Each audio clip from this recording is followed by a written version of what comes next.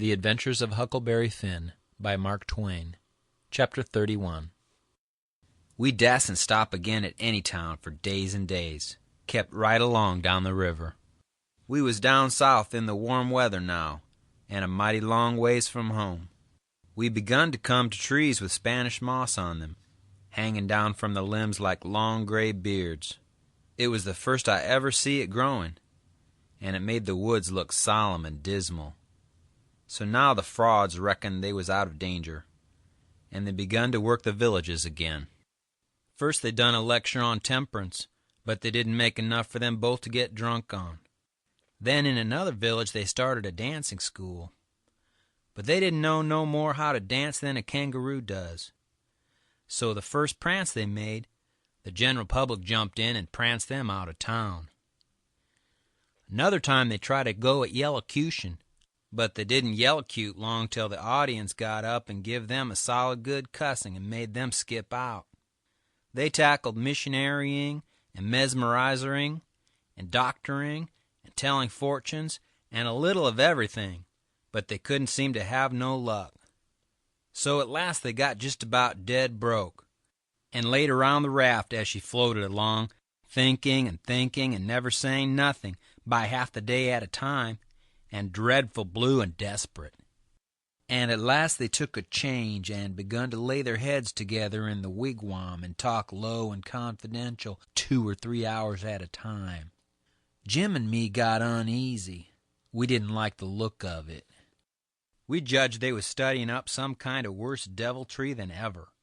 We turned it over and over, and at last we made up our minds they was going to break into somebody's house or store, or was going into the counterfeit money business or something. So then we was pretty scared, and made up an agreement that we wouldn't have nothing in the world to do with such actions. And if we ever got the least show, we would give them a cold shake and clear out and leave them behind.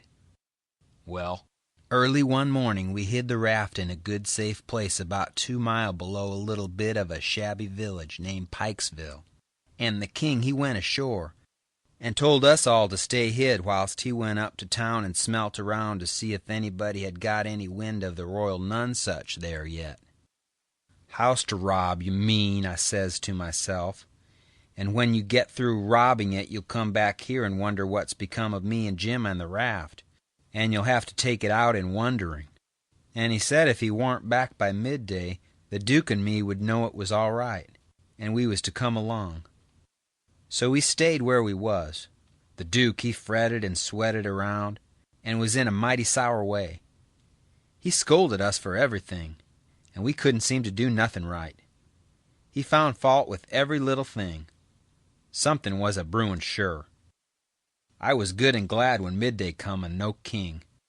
We could have a change anyway, and maybe a chance for the change on top of it. So me and the Duke went up to the village and hunted around there for the king.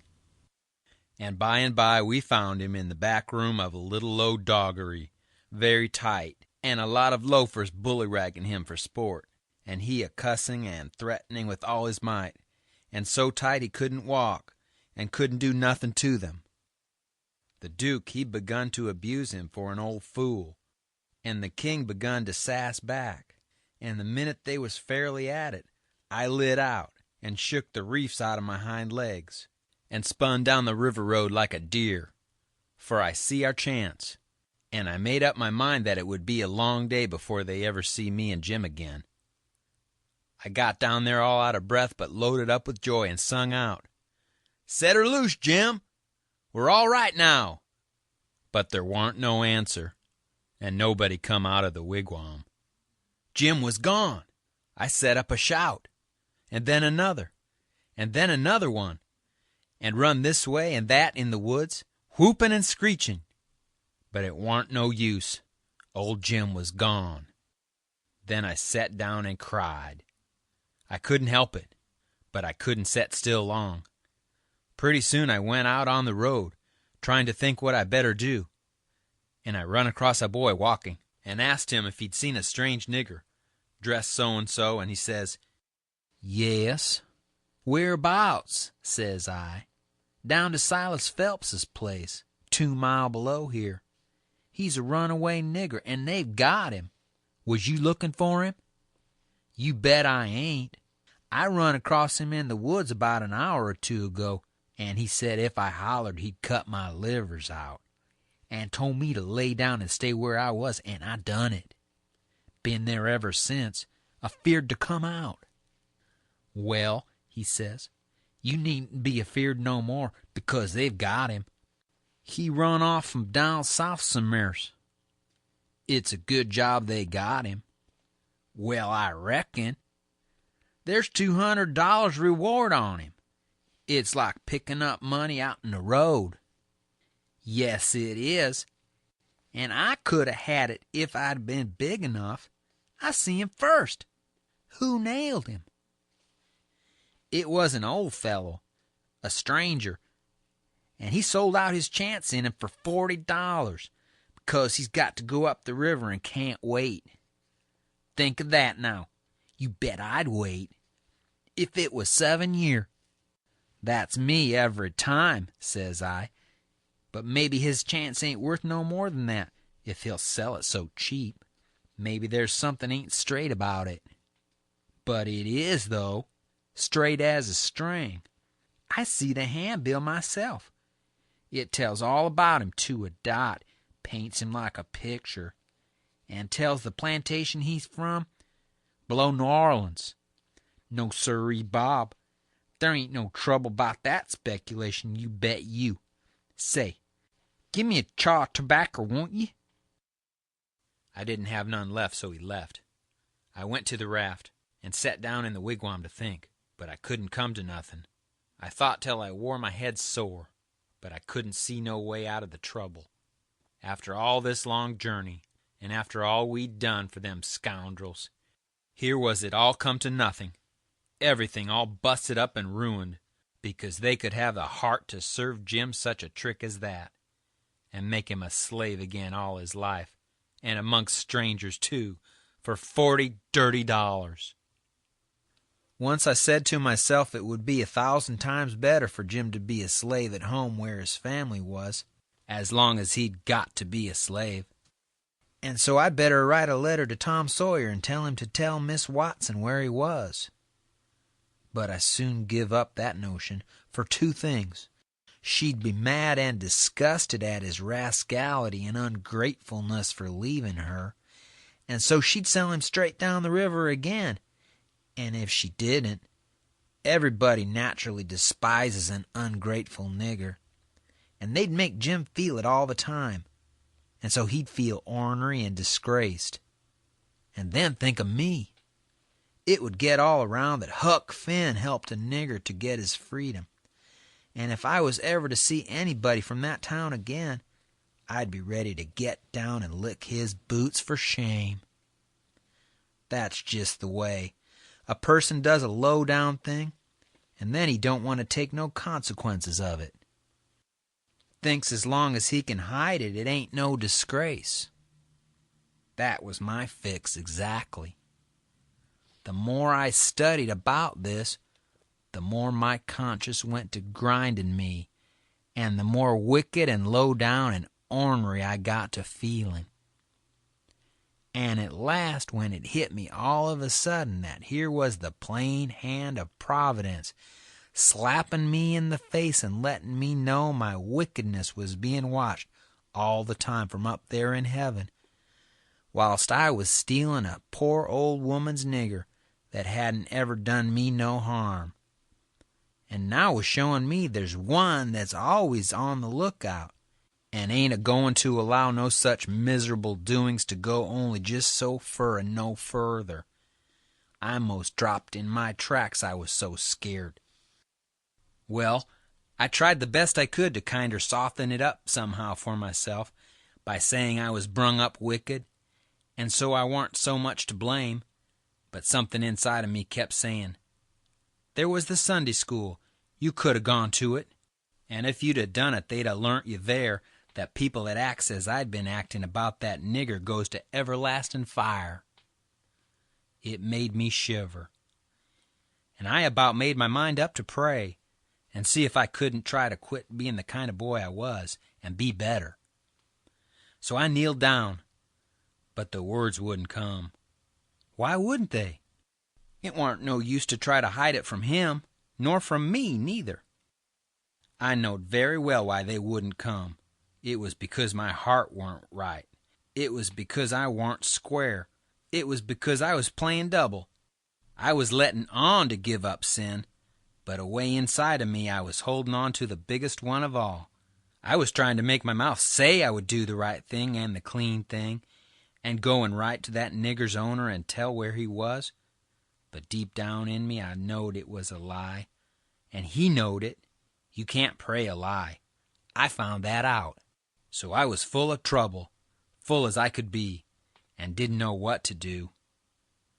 At last I had an idea, and I says, I'll go and write the letter, and then see if I can pray. Why, it was astonishing, the way I felt as light as a feather, right straight off, and my troubles all gone. So I got a piece of paper and a pencil, all glad and excited, and set down and wrote, Miss Watson, your runaway nigger Jim is down here 2 miles below Pikesville, and Mr. Phelps has got him, and he will give him up for the reward if you send. Huck Finn. I felt good, and all washed clean of sin for the first time I had ever felt so in my life, and I knowed I could pray now. But I didn't do it straight off, but laid the paper down and sat there thinking how good it was that all this happened so, and how near I come to being lost and going to hell, and went on thinking, and got to thinking over our trip down the river, and I see Jim before me all the time, in the day and in the night time, sometimes moonlight, sometimes storms, and we a-floating along, talking and singing and laughing, but somehow I couldn't seem to strike no places to harden me against him, but only the other kind.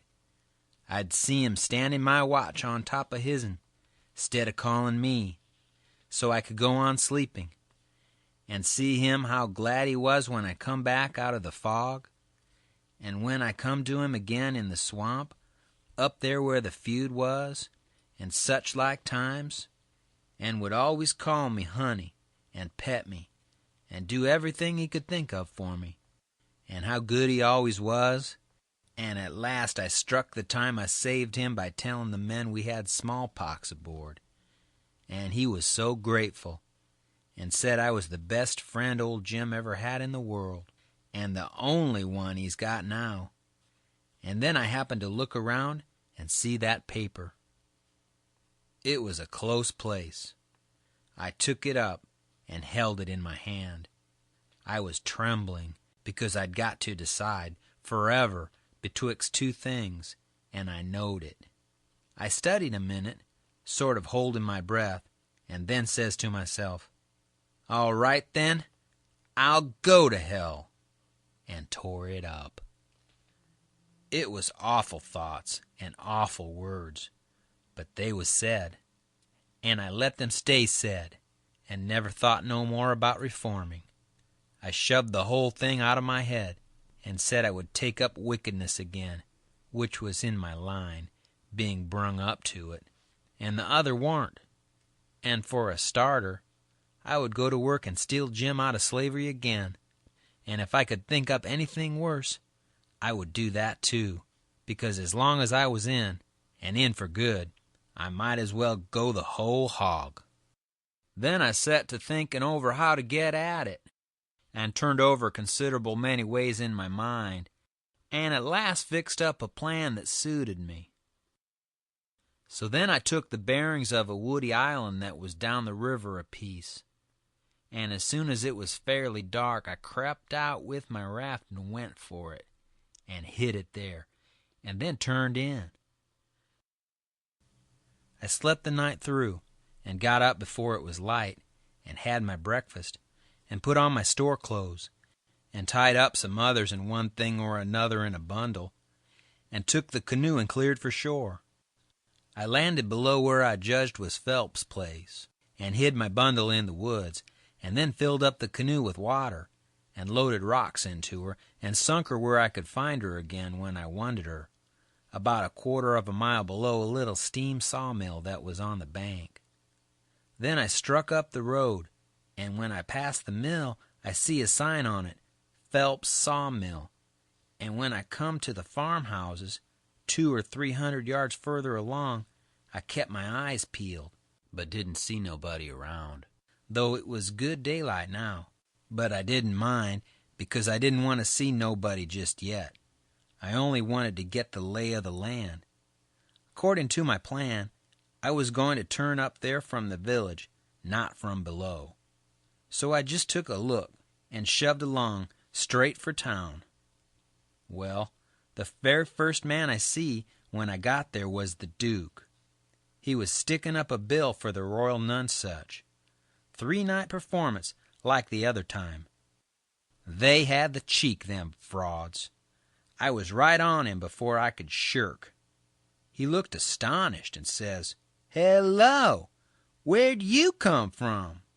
Then he says, kind of glad and eager, "Where's the raft? Got her in a good place?" I says, "Why, that's just what I was a-going to ask your grace." Then he didn't look so joyful and says, "What was your idea for asking me?" he says. "Well," I says, "when I see the king in that doggery yesterday, I says to myself, we can't get him home for hours till he's soberer. So I went a-loafing around town to put in the time and wait. A man up and offered me 10 cents to help him pull a skiff over the river and back to fetch a sheep. And so I went along, but when we was dragging him to the boat, and the man left me a holt of the rope and went behind him to shove him along, he was too strong for me, and jerked loose and run, and we after him. We didn't have no dog, and so we had to chase him all over the country till we tired him out. We never got him till dark. Then we fetched him over, and I started down for the raft. When I got there and see it was gone, I says to myself, they've got into trouble and had to leave, and they've took my nigger, which is the only nigger I've got in the world, and now I'm in a strange country and ain't got no property no more nor nothing, and no way to make my living. So I set down and cried. I slept in the woods all night. But what did become of the raft then? And Jim, poor Jim. Blamed if I know, that is, what's become of the raft. That old fool had made a trade, got $40, and when we found him in the doggery, the loafers had matched $50 with him and got every cent but what he'd spent for whiskey. And when I got him home late last night and found the raft gone, we said, that little rascal has stole our raft and shook us and run off down the river. I wouldn't shake my nigger, would I? The only nigger I had in the world, and the only property. We never thought of that. Fact is, I reckon we'd come to consider him our nigger. Yes, we did consider him so. Goodness knows we had trouble enough for him. So when we see the raft was gone, and we flat broke, there warn't anything for it but to try the Royal Nonsuch another shake. And I've pegged along ever since, dry as a powder horn. Where's that 10 cents? Give it here. I had considerable money, so I give him 10 cents, but begged him to spend it for something to eat, and give me some, because it was all the money I had, and I hadn't had nothing to eat since yesterday. He never said nothing. The next minute he whirls on me and says, "Do you reckon that nigger would blow on us? We'd skin him if he'd done that." "How can he blow? Hain't he run off?" "No. That old fool sold him, and never divided with me, and the money's gone." "Sold him?" I says, and begun to cry. "Why, he was my nigger, and that was my money. Where is he? I want my nigger." "Well, you can't get your nigger, that's all, so dry up your blubbering. Looky here, do you think you'd venture to blow on us?" "Blamed if I think I'd trust you." "Why, if you was to blow on us—" He stopped, but I never see the Duke look so ugly out of his eyes before. I went on a-whimpering and says, I don't want to blow on nobody, and I ain't got no time to blow nohow. I got to turn out and find my nigger." He looked kinder bothered, and stood there with his bills fluttering on his arms, thinking and wrinkling up his forehead. At last he says, "I'll tell you something. We got to be here 3 days. If you'll promise you won't blow, and won't let the nigger blow, I'll tell you where to find him." So I promised, and he says, "A farmer by the name of Silas F—" And then he stopped. You see, he started to tell me the truth. But when he stopped that way and begun to study and think again, I reckoned he was changing his mind. And so he was. He wouldn't trust me. He wanted to make sure of having me out of the way the whole 3 days.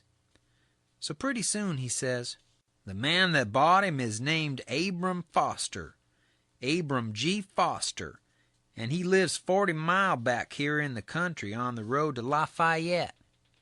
"All right," I says. "I can walk it in 3 days, and I'll start this very afternoon." "No, you won't. You'll start now. And don't you lose any time about it, neither, nor do any gabbling by the way. Just keep a tight tongue in your head and move right along, and then you won't get into trouble with us, do you hear?" That was the order I wanted, and that was the one I played for. I wanted to be left free to work my plans. "So clear out," he says, "and you can tell Mr. Foster whatever you want to. Maybe you can get him to believe that Jim is your nigger. Some idiots don't require documents. Leastways, I've heard there's such down south here. And when you tell him the handbill and the reward's bogus, maybe he'll believe you when you explain to him what the idea was for getting him out. Go long now, and tell him anything you want to. But mind you don't work your jaw any between here and there." So I left and struck for the back country. I didn't look around, but I kinder felt like he was watching me. But I knowed I could tire him out at that. I went straight out in the country as much as a mile before I stopped. Then I doubled back through the woods towards Phelps. I reckoned I'd better start in on my plan straight off, without fooling around, because I wanted to stop Jim's mouth till these fellers could get away. I didn't want no trouble with their kind. I'd seen all I wanted to of them, and wanted to get entirely shut of them. End of Chapter 31. Chapter 32. When I got there, it was all still and Sunday-like, and hot and sunshiny. The hens was gone to the fields, and there was them kind of faint dronings of bugs and flies in the air that makes it seem so lonesome and like everybody's dead and gone. And if a breeze fans along and quivers the leaves, it makes you feel mournful, because you feel like it's spirits whispering, spirits that's been dead ever so many years, and you always think they're talking about you. As a general thing, it makes a body wish he was dead too, and done with it all. Phelps's was one of these little one-horse cotton plantations, and they all look alike. A rail fence round a 2-acre yard, a stile made out of logs sawed off and up-ended in steps, like barrels of a different length, to climb over the fence with, and for the women to stand on when they are going to jump onto a horse. Some sickly grass patches in the big yard, but mostly it was bare and smooth, like an old hat with the nap rubbed off. Big double-log house for the white folks, hewed logs, with the chinks stopped up with mud or mortar, and these mud stripes been whitewashed some time or another. Round log kitchen, with a big broad, open, but roofed passage joining it to the house. Log smokehouse back of the kitchen. 3 little log nigger cabins in a row t'other side the smokehouse. 1 little hut all by itself, away down against the back fence, and some outbuildings down a piece the other side. Ash hopper and big kettle to bile soap in by the little hut. Bench by the kitchen door, with bucket of water and a gourd. Hound asleep there in the sun. More hounds asleep round about, and 3 shade trees away off in a corner. Some currant bushes and gooseberry bushes in one place by the fence. Outside of the fence a garden and a watermelon patch. Then the cotton fields began, and after the fields the woods. I went around and climbed over the back stile by the ash hopper and started for the kitchen. When I got a little ways I heard the dim hum of a spinning wheel wailing along up and sinking along down again, and then I knowed for certain I wished I was dead, for that is the lonesomest sound in the whole world. I went right along, not fixing up any particular plan, but just trusting to Providence to put the right words in my mouth when the time come, for I'd noticed that Providence always did put the right words in my mouth if I left it alone. When I got halfway, first one hound and then another got up and went for me, and of course I stopped and faced them and kept still. And such another powwow as they made. In a quarter of a minute I was a kind of hub of a wheel, as you may say, spokes made out of dogs, circle of 15 of them packed together around me, with their necks and noses stretched up towards me, a-barking and howling, and more coming. You could see them sailing over fences and around corners from everywheres. A nigger woman come tearing out of the kitchen with a rolling pin in her hand, singing out, "Begone, you tig! You spot! Begone, sir!" And she fetched first one and then another of them a clip and sent them howling, and then the rest followed. And the next second half of them come back, wagging their tails around me and making friends with me. There ain't no harm in a hound, nohow. And behind the woman comes a little nigger girl and 2 little nigger boys without anything on but tow linen shirts, and they hung on to their mother's gown and peeped out from behind her at me, bashful, the way they always do. And here comes the white woman running from the house, about 45 or 50-year-old, bareheaded, and her spinning stick in her hand. And behind her comes her little white children, acting the same way the little niggers was going. She was smiling all over so she could hardly stand, and says, "It's you, at last, ain't it?" I out with a yes'm 'fore I thought. She grabbed me and hugged me tight, and then gripped me by both hands and shook, and the tears come in her eyes and run down over, and she couldn't seem to hug and shake enough, and kept saying, "You don't look as much like your mother as I reckoned you would. But law sakes, I don't care for that. I'm so glad to see you. Dear, dear, it does seem like I could eat you up. Children, it's your cousin Tom. Tell him howdy." But they ducked their heads and put their fingers in their mouths and hid behind her, so she run on. "Lize, hurry up and get him a hot breakfast right away, or did you get your breakfast on the boat?" I said I had got it on the boat. So then she started for the house, leading me by the hand, and the children tagging after. When we got there she set me down in a split-bottom chair and set herself down on a little low stool in front of me, holding both of my hands, and says, "Now I can have a good look at you. And laws o' me, I've been hungry for it a many and many a time all these long years, and it's come at last. We've been expecting you a couple of days and more. What kept you? Boat get aground?" "Yes'm, she—" "Don't say yes'm. Say Aunt Sally. Where'd she get aground?" I didn't rightly know what to say, because I didn't know whether the boat would be coming up the river or down. But I go a good deal on instinct, and my instinct said she would be coming up, from down towards Orleans. That didn't help me much, though, for I didn't know the names of bars down that way. I see I'd got to invent a bar, or forget the name of the one we got aground on, or— Now I struck an idea and fetched it out. It warn't the grounding. That didn't keep us back but a little. We blowed out a cylinder head. "Good gracious! Anybody hurt?" "No'm. Killed a nigger." "Well, it's lucky, because sometimes people do get hurt. 2 years ago last Christmas your Uncle Silas was coming up from New Orleans on the old Lally Rook, and she blowed out a cylinder head and crippled a man, and I think he died afterwards. He was a Baptist.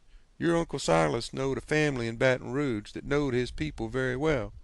Yes, I remember now, he did die. Mortification set in, and they had to amputate him. But it didn't save him. Yes, it was mortification. That was it. He turned blue all over and died in the hope of a glorious resurrection. They say he was a sight to look at. Your uncle's been up to the town every day to fetch you, and he's gone again not more than an hour ago. He'll be back any minute now. You must have met him on the road, didn't you? Oldish man, with a—" "No, I didn't see nobody, Aunt Sally. The boat landed just at daylight, and I left my baggage on the wharf boat and went looking around the town and out a piece in the country, to put in the time and not get here too soon, and so I come down the back way." "Who'd you give the baggage to?" "Nobody." "Why, child, it'll be stole." "Not where I hid it, I reckon it won't," I says. "How'd you get your breakfast so early on the boat?"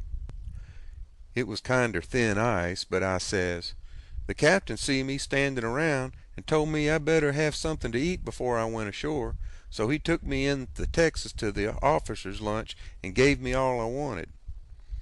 I was getting so uneasy I couldn't listen good. I had my mind on the children all the time. I wanted to get them out to one side and pump them a little and find out who I was. But I couldn't get no show. Mrs. Phelps kept it up and run on so. Pretty soon she made the cold chills streak all down my back, because she says, "But here we're a-running on this way, and you hain't told me a word about Sis nor any of them. Now I'll rest my works a little, and you start up yourn. Just tell me everything. Tell me all about 'em, all every one of 'em, and how they are, and what they're doing, and what they told you to tell me, and every last thing you can think of." Well, I see I was up a stump, and up it good. Providence had stood by me this fur all right, but I was hard and tight aground now. I see it warn't a bit of use to try to go ahead. I'd got to throw up my hand. So I says to myself, here's another place where I got to wrest the truth. I opened my mouth to begin, but she grabbed me and hustled me in behind the bed and says, "Here he comes. Stick your head down lower. There, that'll do it. You can't be seen now. Don't you let on you're here. I'll play a joke on him. Children, don't you say a word." I see I was in a fix now, but it warn't no use to worry. There warn't nothing to do but just hold still and try to be ready to stand from under when the lightning struck. I had just one little glimpse of the old gentleman when he came in. Then the bed hit him. Mrs. Phelps, she jumps for him and says, "Has he come?" "No," says her husband. "Goodness gracious," she says. "What in the world can have become of him?" "I can't imagine," says the old gentleman, "and I must say it makes me dreadful uneasy." "Uneasy," she says. "I'm ready to go distracted. He must have come, and you've missed him along the road. I know it's so. Something tells me so." "Why, Sally, I couldn't miss him along the road. You know that." "But, oh, dear, dear, what will Sis say? He must have come. You must have missed him. He—" "Oh, don't distress me any more than I'm already distressed. I don't know what in the world to make of it. I'm at my wit's end, and I don't mind acknowledging I'm downright scared. But there's no hope that he's come, for he couldn't come and me miss him. Sally, it's terrible, just terrible. Something's happened to the boat, sure." "Why, Silas, look yonder, up the road. Ain't that somebody coming?" He sprung to the window at the head of the bed, and that gave Mrs. Phelps the chance she wanted. She stooped down quick at the foot of the bed and gave me a pull, and out I come. And when he turned back from the window, there she stood, a-beaming and a-smiling like a house afire, and I standing pretty meek and sweaty alongside. The old gentleman stared and says, "Why, who's that?" "Who do you reckon 'tis?" "I hain't no idea. Who is it?" "It's Tom Sawyer." By jings, I most slumped through the floor. But there warn't no time to swap knives. The old man grabbed me by the hand and shook, and kept on shaking. And all the time how the woman did dance around and laugh and cry. And then how they both did fired off questions about Sid and Mary and the rest of the tribe. But if they was joyful, it warn't nothing to what I was, for it was like being born again. I was so glad to find out who I was. Well, they froze to me for 2 hours. And at last, when my chin was so tired it couldn't hardly go no more, I had told them more about my family, I mean the Sawyer family, than ever happened to any 6 Sawyer families. and I explained all about how we blowed out a cylinder head at the mouth of the White River, and it took us 3 days to fix it, which was all right and worked first rate, because they didn't know but what it would take 3 days to fix it. If I'd have called it a bolt head, it would have done just as well. Now I was feeling pretty comfortable all down one side and pretty uncomfortable all up the other. Being Tom Sawyer was easy and comfortable, and it stayed easy and comfortable till by and by I hear a steamboat coughing along down the river.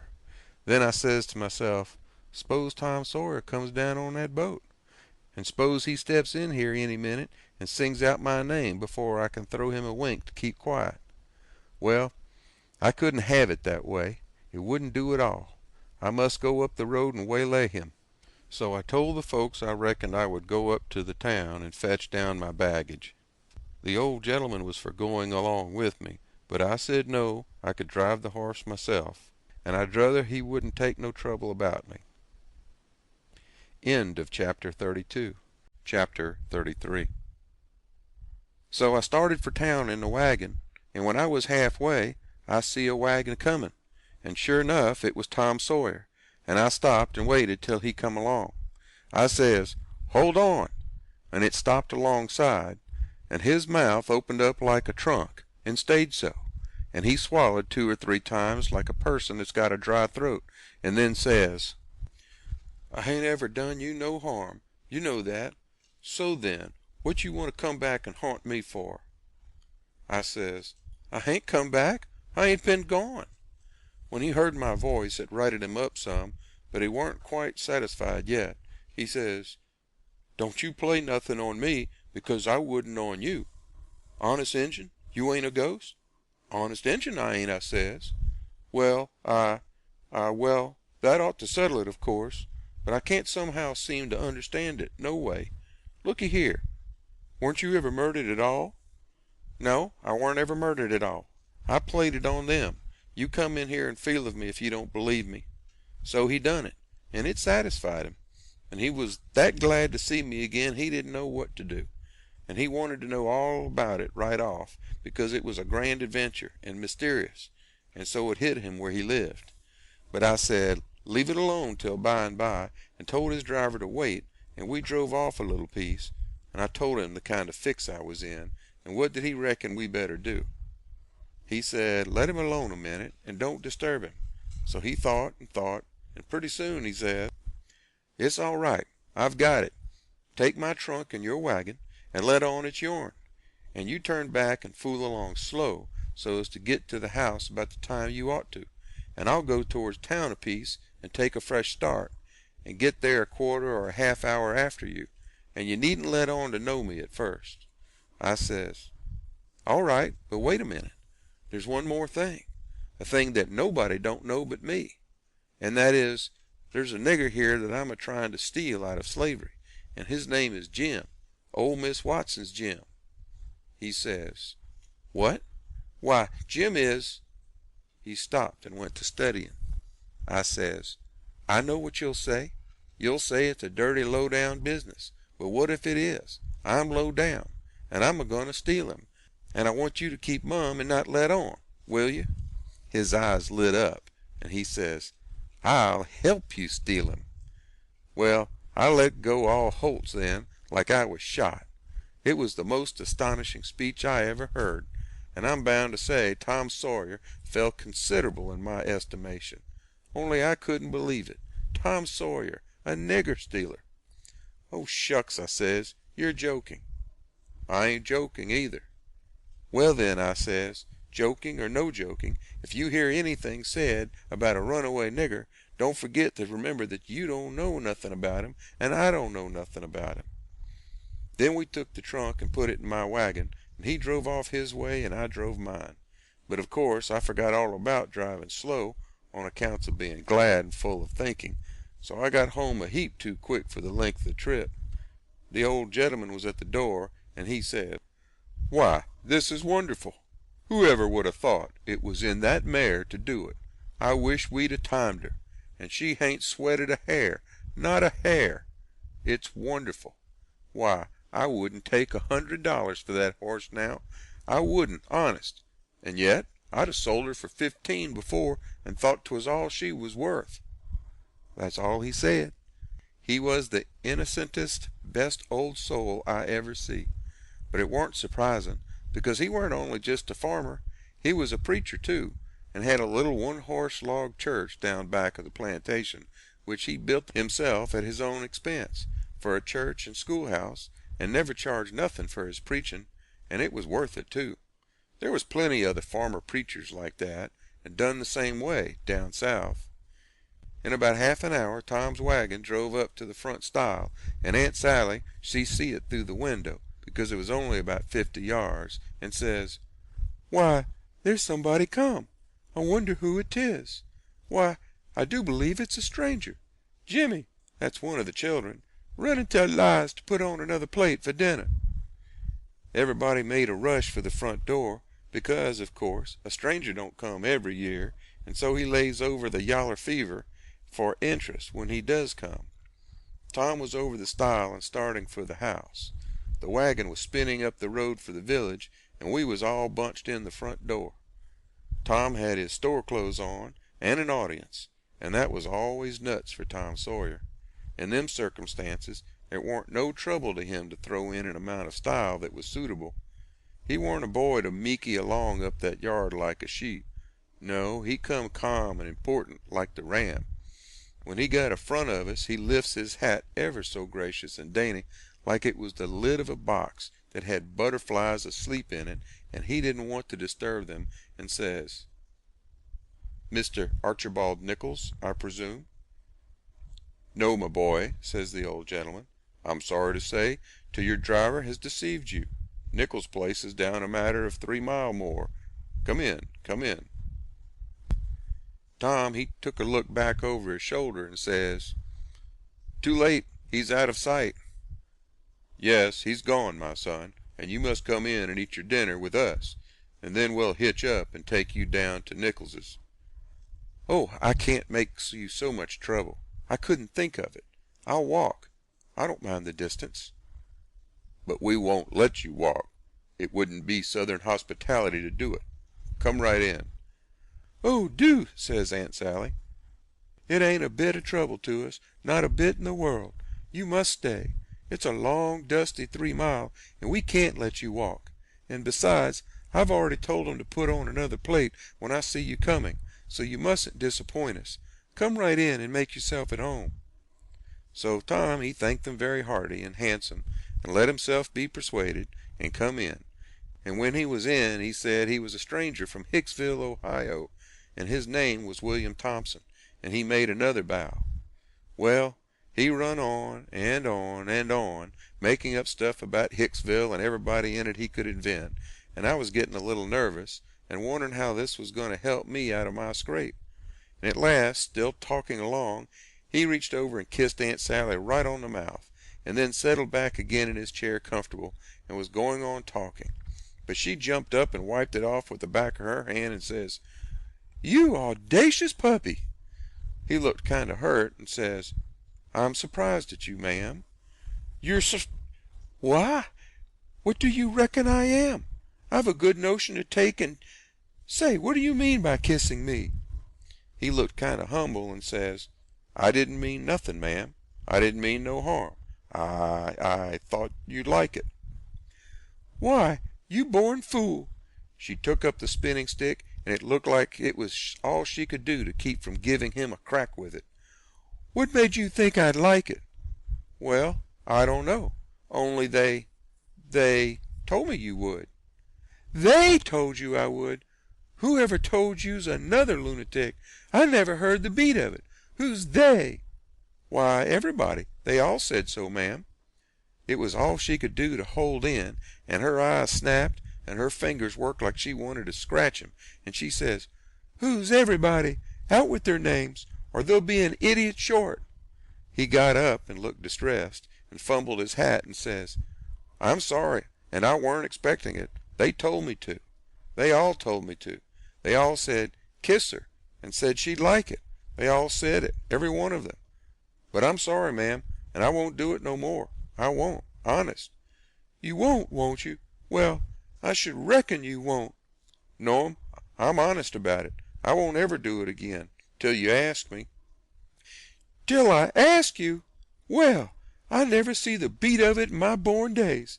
I lay you'll be the Methuselah numbskull of creation before ever I ask you, or the likes of you."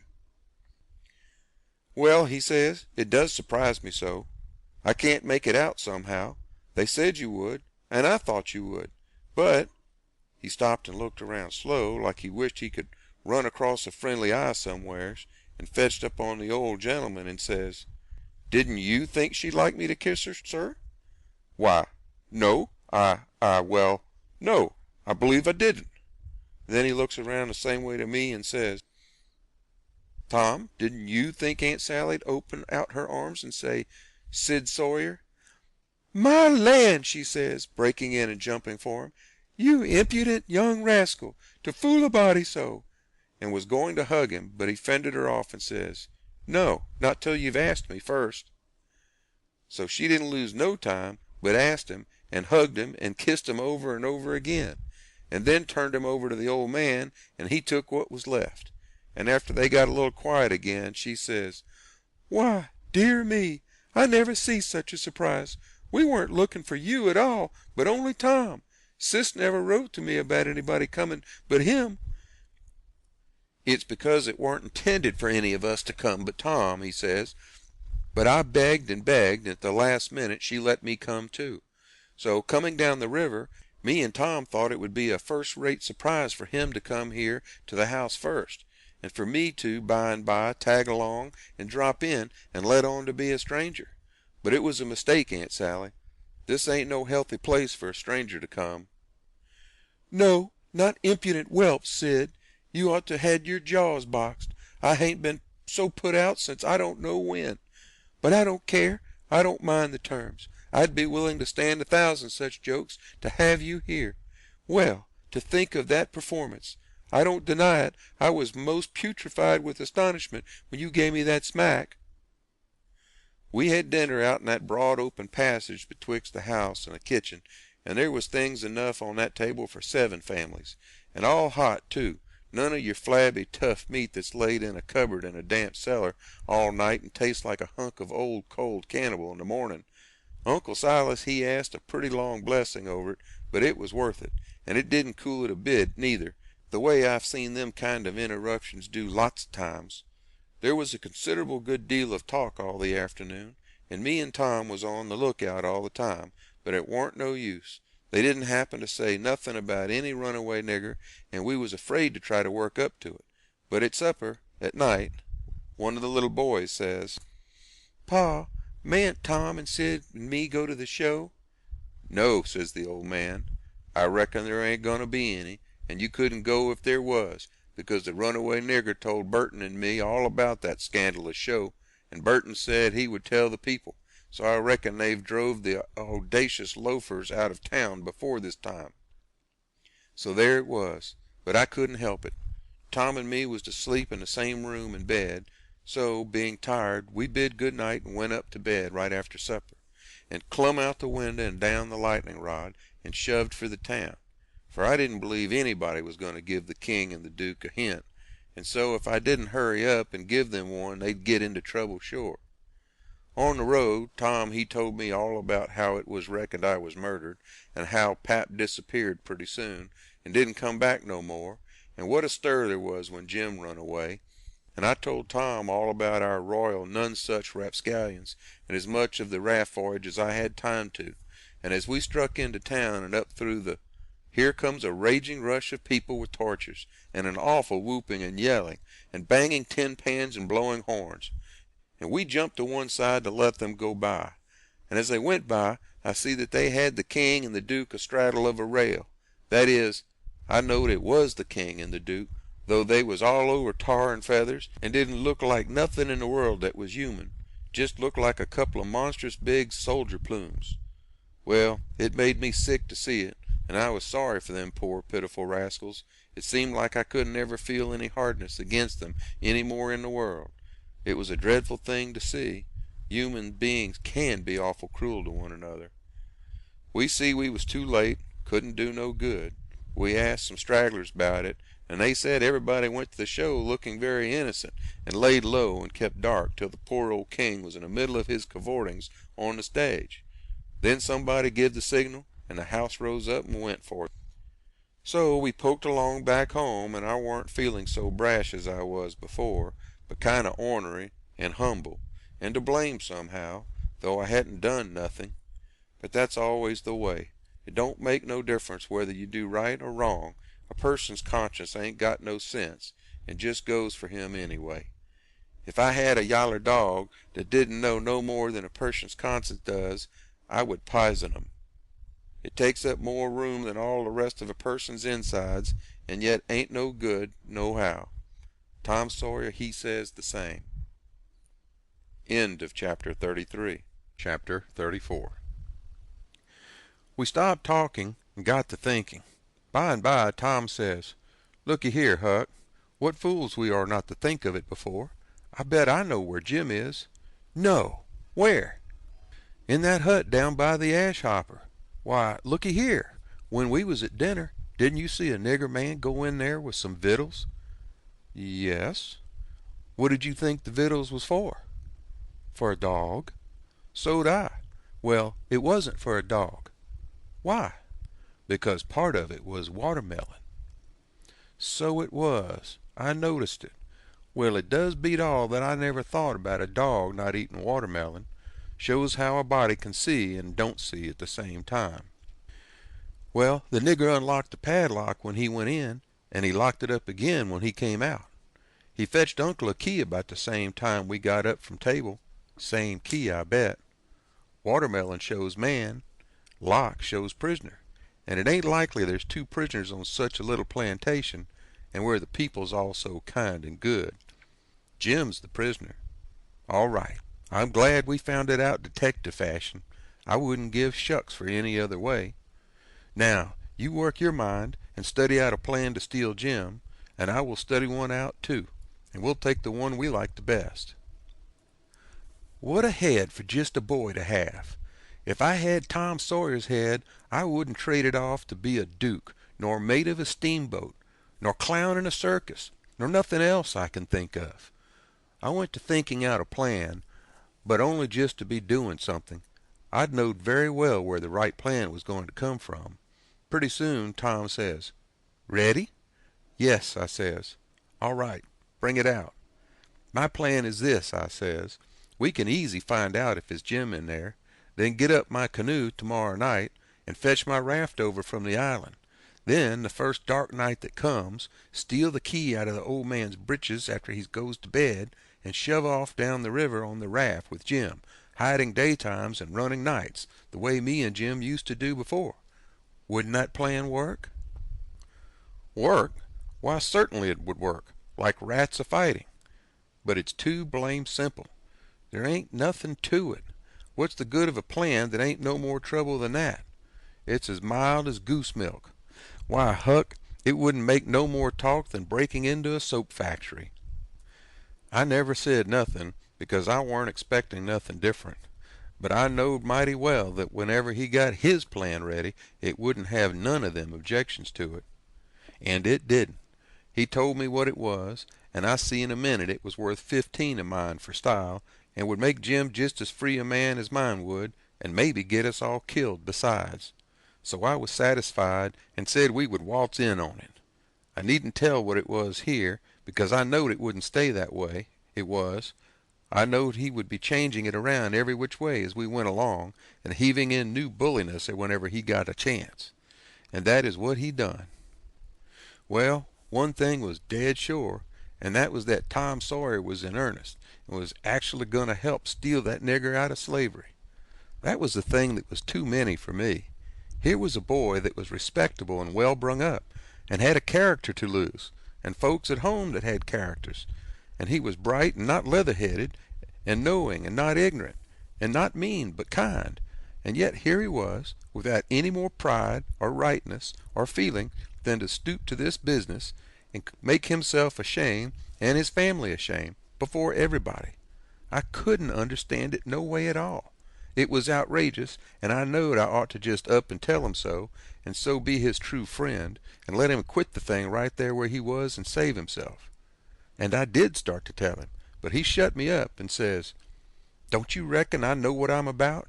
Don't I generally know what I'm about?" "Yes." "Didn't I say I was going to help steal the nigger?" "Yes." "Well, then." That's all he said, and that's all I said. It warn't no use to say any more, because when he said he'd do a thing, he'd always done it. But I couldn't make out how he was willing to go into this thing, so I just let it go, and never bothered no more about it. If he was bound to have it so, I couldn't help it. When we got home, the house was all dark and still, so we went on down to the hut by the ash hopper for to examine it. We went through the yard so as to see what the hounds would do. They knowed us and didn't make no more noise than country dogs is always doing when anything comes by in the night. When we got to the cabin, we took a look at the front and the two sides, and on the side I warn't acquainted with, which was the north side, we found a square window hole up tolerable high, with just one stout board nailed across it. I says, "Here's the ticket.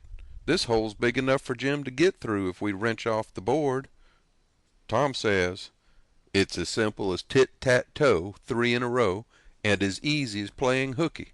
I should hope we can find a way that's a little more complicated than that, Huck Finn." "Well then," I says, "how'll it do to saw him out, the way I done before I was murdered that time?" "That's more like it," he says. "It's real mysterious and troublesome, and good," he said. "But I bet we can find a way that's twice as long. There ain't no hurry. Let's keep on looking around." Betwixt the hut and the fence on the back side was a lean-to that joined the hut at the eaves and was made out of plank. It was as long as the hut, but narrow, only about 6 foot wide. The door to it was at the south end and was padlocked. Tom, he went to the soap kettle and searched around and fetched back the iron thing they lift the lid with, so he took it and prized out one of the staples. The chain fell down, and we opened the door and went in, and shut it and struck a match, and see the shed was only built against a cabin and hadn't no connection with it, and there warn't no floor to the shed, nor nothing in it but some old rusty played-out hoes and spades and picks and a crippled plow. The match went out, and so did we, and shoved in the staple again, and the door was locked as good as ever. Tom was joyful. He says, "Now we're all right. We'll dig him out. It'll take about a week." Then we started for the house, and I went in the back door. You only have to pull a buckskin latch string. They don't fasten the doors. But that warn't romantical enough for Tom Sawyer. No way would do him, but he must climb up the lightning rod. But after he got up halfway about 3 times, and missed fire and fell every time, and the last time most busted his brains out, he thought he'd got to give it up. But after he was rested, he allowed he would give her one more turn for luck, and this time he made the trip.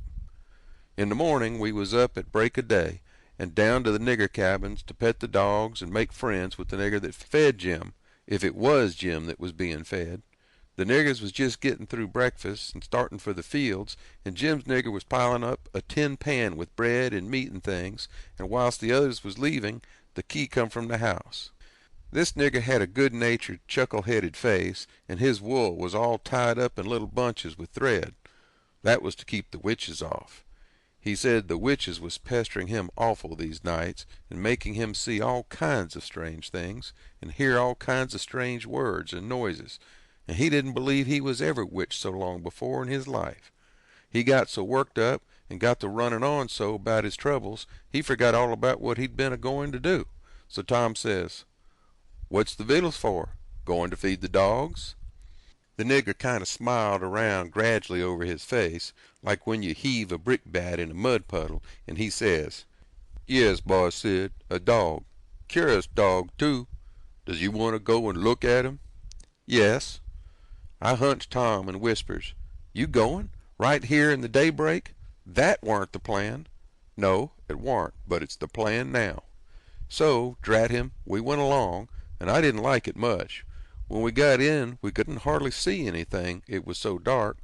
But Jim was there, sure enough, and could see us, and he sings out, "Why, Huck, and good land, ain't that Mr. Tom?" I just knowed how it would be. I just expected it. I didn't know nothing to do, and if I had I couldn't have done it, because that nigger busted in and says, "Why, de gracious sakes, do he know you gentlemen?" We could see pretty well now. Tom he looked at the nigger steady and kind of wondering and says, "Does who know us?" "Why, dis your runaway nigger."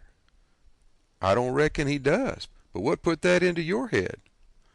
"What put it there? Didn't he just dis minute sing out like he knowed you?" Tom says in a puzzled up kind of way, "Well, that's mighty curious. Who sung out? When did he sing out? What did he sing out?" And turns to me perfectly calm and says, "Did you hear anybody sing out?" Of course there weren't nothing to be said but the one thing, so I says, "No, I ain't heard nobody say nothing." Then he turns to Jim and looks him over like he never seen him before and says, "Did you sing out?" "No, sah," says Jim. "I ain't said nothing, sah." "Not a word?" "No, sah, I ain't said a word." "Did you ever see us before?" "No, sah, not as I knows on." So Tom turns to the nigger, which was looking wild and distressed, and says, kind of severe, "What do you reckon's the matter with you, anyway? What made you think somebody sung out?" "Oh, it's the dad blame witches, sah, and I wisht I was dead, I do. Dey's allers at it, sah, and dey do most kill me, dey scares me so. Please to don't tell nobody about it, sah, or old Mars Silas he'll scold me, 'cause he say dey ain't no witches. I just wish to goodness he was here now. Den what would he say? I just bet he couldn't find no way to get around it dis time. But it's allers just so. People's dat sot, stays sot. Dey won't look into nothing and find it out for derselves, and when you find it out and you tell 'em about it, dey don't believe you." Tom gave him a dime and said we wouldn't tell nobody, and told him to buy some more thread to tie up his wool with, and then looks at Jim and says, "I wonder if Uncle Silas is going to hang this nigger. If I was to catch a nigger that was ungrateful enough to run away, I wouldn't give him up. I'd hang him." And whilst the nigger stepped to the door to look at the dime and bite it to see if it was good, he whispers to Jim and says, "Don't ever let on to know us, and if you hear any digging going on nights, it's us. We're going to set you free." Jim only had time to grab us by the hand and squeeze it. Then the nigger come back and said we'd come again sometime if the nigger wanted us to, and he said he would, more particular if it was dark, because the witches went for him mostly in the dark, and it was good to have folks around then. End of chapter 34. Chapter 35. It would be most an hour yet till breakfast, so we left and struck down into the woods, because Tom said we got to have some light to see how to dig by, and a lantern makes too much and might get us into trouble. What we must have was a lot of them rotten chunks that's called foxfire, and just makes a soft kind of a glow when you lay them in a dark place. We fetched an armful and hid it in the weeds, and sat down to rest, and Tom says, kind of dissatisfied, "Blame it, this whole thing is just as easy and awkward as it can be, and so it makes it so rotten difficult to get up a difficult plan. There ain't no watchman to be drugged, now there ought to be a watchman. There ain't even a dog to give a sleeping mixture to, and there's Jim chained by one leg with a 10-foot chain to the leg of his bed. Why, all you got to do is to lift up the bedstead and slip off the chain. And Uncle Silas, he trusts everybody, sends the key to the punkin-headed nigger, and don't send nobody to watch the nigger. Jim could have got out of that window hole before this, only there wouldn't be no use trying to travel with a 10-foot chain on his leg. Why, drat it, Huck, it's the stupidest arrangement I ever see. You got to invent all the difficulties. Well, we can't help it. We got to do the best we can with the materials we've got. Anyhow, there is one thing. There's more honor in getting him out through a lot of difficulties and dangers, where there weren't one of them furnished to you by the people who it was their duty to furnish them, and you had to contrive them all out of your own head. Now look at just that one thing of the lantern. When you come down to the cold facts, we simply got to let on that a lantern's risky. Why, we could work with a torchlight procession if we wanted to, I believe. Now, whilst I think of it, we got to hunt up something to make a saw out of the first chance we get. What do we want of a saw? What do we want of a saw? Hain't we got to saw the leg of Jim's bed off so as to get the chain loose? Why, you just said a body could lift up the bedstead and slip the chain off. Well, if that ain't just like you, Huck Finn. You can get up the infant schooliest ways of going at a thing. Why, hain't you ever read any books at all? Baron Trenck, nor Casanova, nor Benvenuto Cellini, nor Henry IV, nor none of them are heroes? Who ever heard of getting a prisoner loose in such an old matey way as that? No, the way all the best authorities does it is to saw the bed leg in two, and leave it just so, and swallow the sawdust so it can't be found, and put some dirt and grease around the sawed place so the very keenest senescal can't see no sign of its being sawed, and thinks the bed leg is perfectly sound. Then, the night you're ready, fetch the leg a kick. Down she goes, slip off your chain, and there you are. Nothing to do but hitch your rope ladder to the battlements, shin down it, break your leg in the moat, because a rope ladder is 19 foot too short, you know. And there's your horses and your trusty vassals, and they scoop you up and fling you across the saddle, and away you go to your native Languedoc or Navarre or wherever it is. It's gaudy, Huck. I wish there was a moat to this cabin. If we get time the night of the escape, we'll dig one. I says, what do we want of a moat when we're going to snake him out from under the cabin? But he never heard me. He had forgot me and everything else. He had his chin in his hand, thinking. Pretty soon he sighs and shakes his head, then sighs again and says, no, it wouldn't do. There ain't necessity enough for it. For what? I says. Why, to saw Jim's leg off, he says. Good land, I says. Why, there ain't no necessity for it. And what would you want to saw his leg off for, anyway? Well, some of the best authorities has done it. They couldn't get the chain off, so they just cut their hand off and shoved, and a leg would be better still. But we got to let that go. There ain't necessity enough in this case. And besides, Jim's a nigger, and wouldn't understand the reasons for it, and how it's the custom in Europe, so we'll let it go. But there's one thing. He can have a rope ladder. We can tear up our sheets and make him a rope ladder easy enough. And we can send it to him in a pie. It's mostly done that way. And I've had worse pies. Why, Tom Sawyer, how you talk, I says. Jim ain't got no use for a rope ladder. He has got use for it. How you talk, you better say. You don't know nothing about it. He's got to have a rope ladder. They all do. What in the nation can he do with it? Do with it? He can hide it in his bed, can't he? That's what they all do, and he's got to, too. Huck, you don't ever seem to want to do anything that's regular. You want to be starting something fresh all the time. S'pose he don't do nothing with it. Ain't it there in his bed for a clue after he's gone? And don't you reckon they'll want clues? Of course they will. And you wouldn't leave them any. That would be a pretty howdy-do, wouldn't it? I never heard of such a thing. Well, I says, if it's in the regulations and he's got to have it, all right, let him have it, because I don't wish to go back on no regulations. But there's one thing, Tom Sawyer, if we go to tearing up our sheets to make Jim a rope ladder, we're going to get into trouble with Aunt Sally just as sure as you're born. Now, the way I look at it, a hickory bark ladder don't cost nothin', and don't waste nothin', and is just as good to load up a pie with, and hide in a straw tick, as any rag ladder you can start. And as for Jim, he ain't had no experience, and so he don't care what kind of a... Oh, shucks, Huck Finn, if I was as ignorant as you, I'd keep still, that's what I'd do. Who ever heard of a state prisoner escaping by a hickory bark ladder? Why, it's perfectly ridiculous. Well, all right, Tom, fix it your own way. But if you'll take my advice, you'll let me borrow a sheet off of the clothesline. He said that would do, and that gave him another idea. And he says, borrow a shirt, too. What do we want of a shirt, Tom?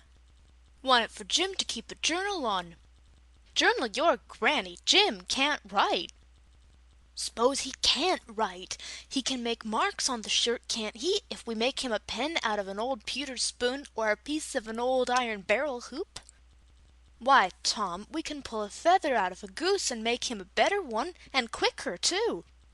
Prisoners don't have geese running around the dungeon to pull pins out of, you muggins. They always make their pins out of the hardest, toughest, troublesomest piece of old brass candlestick or something like that they can get their hands on.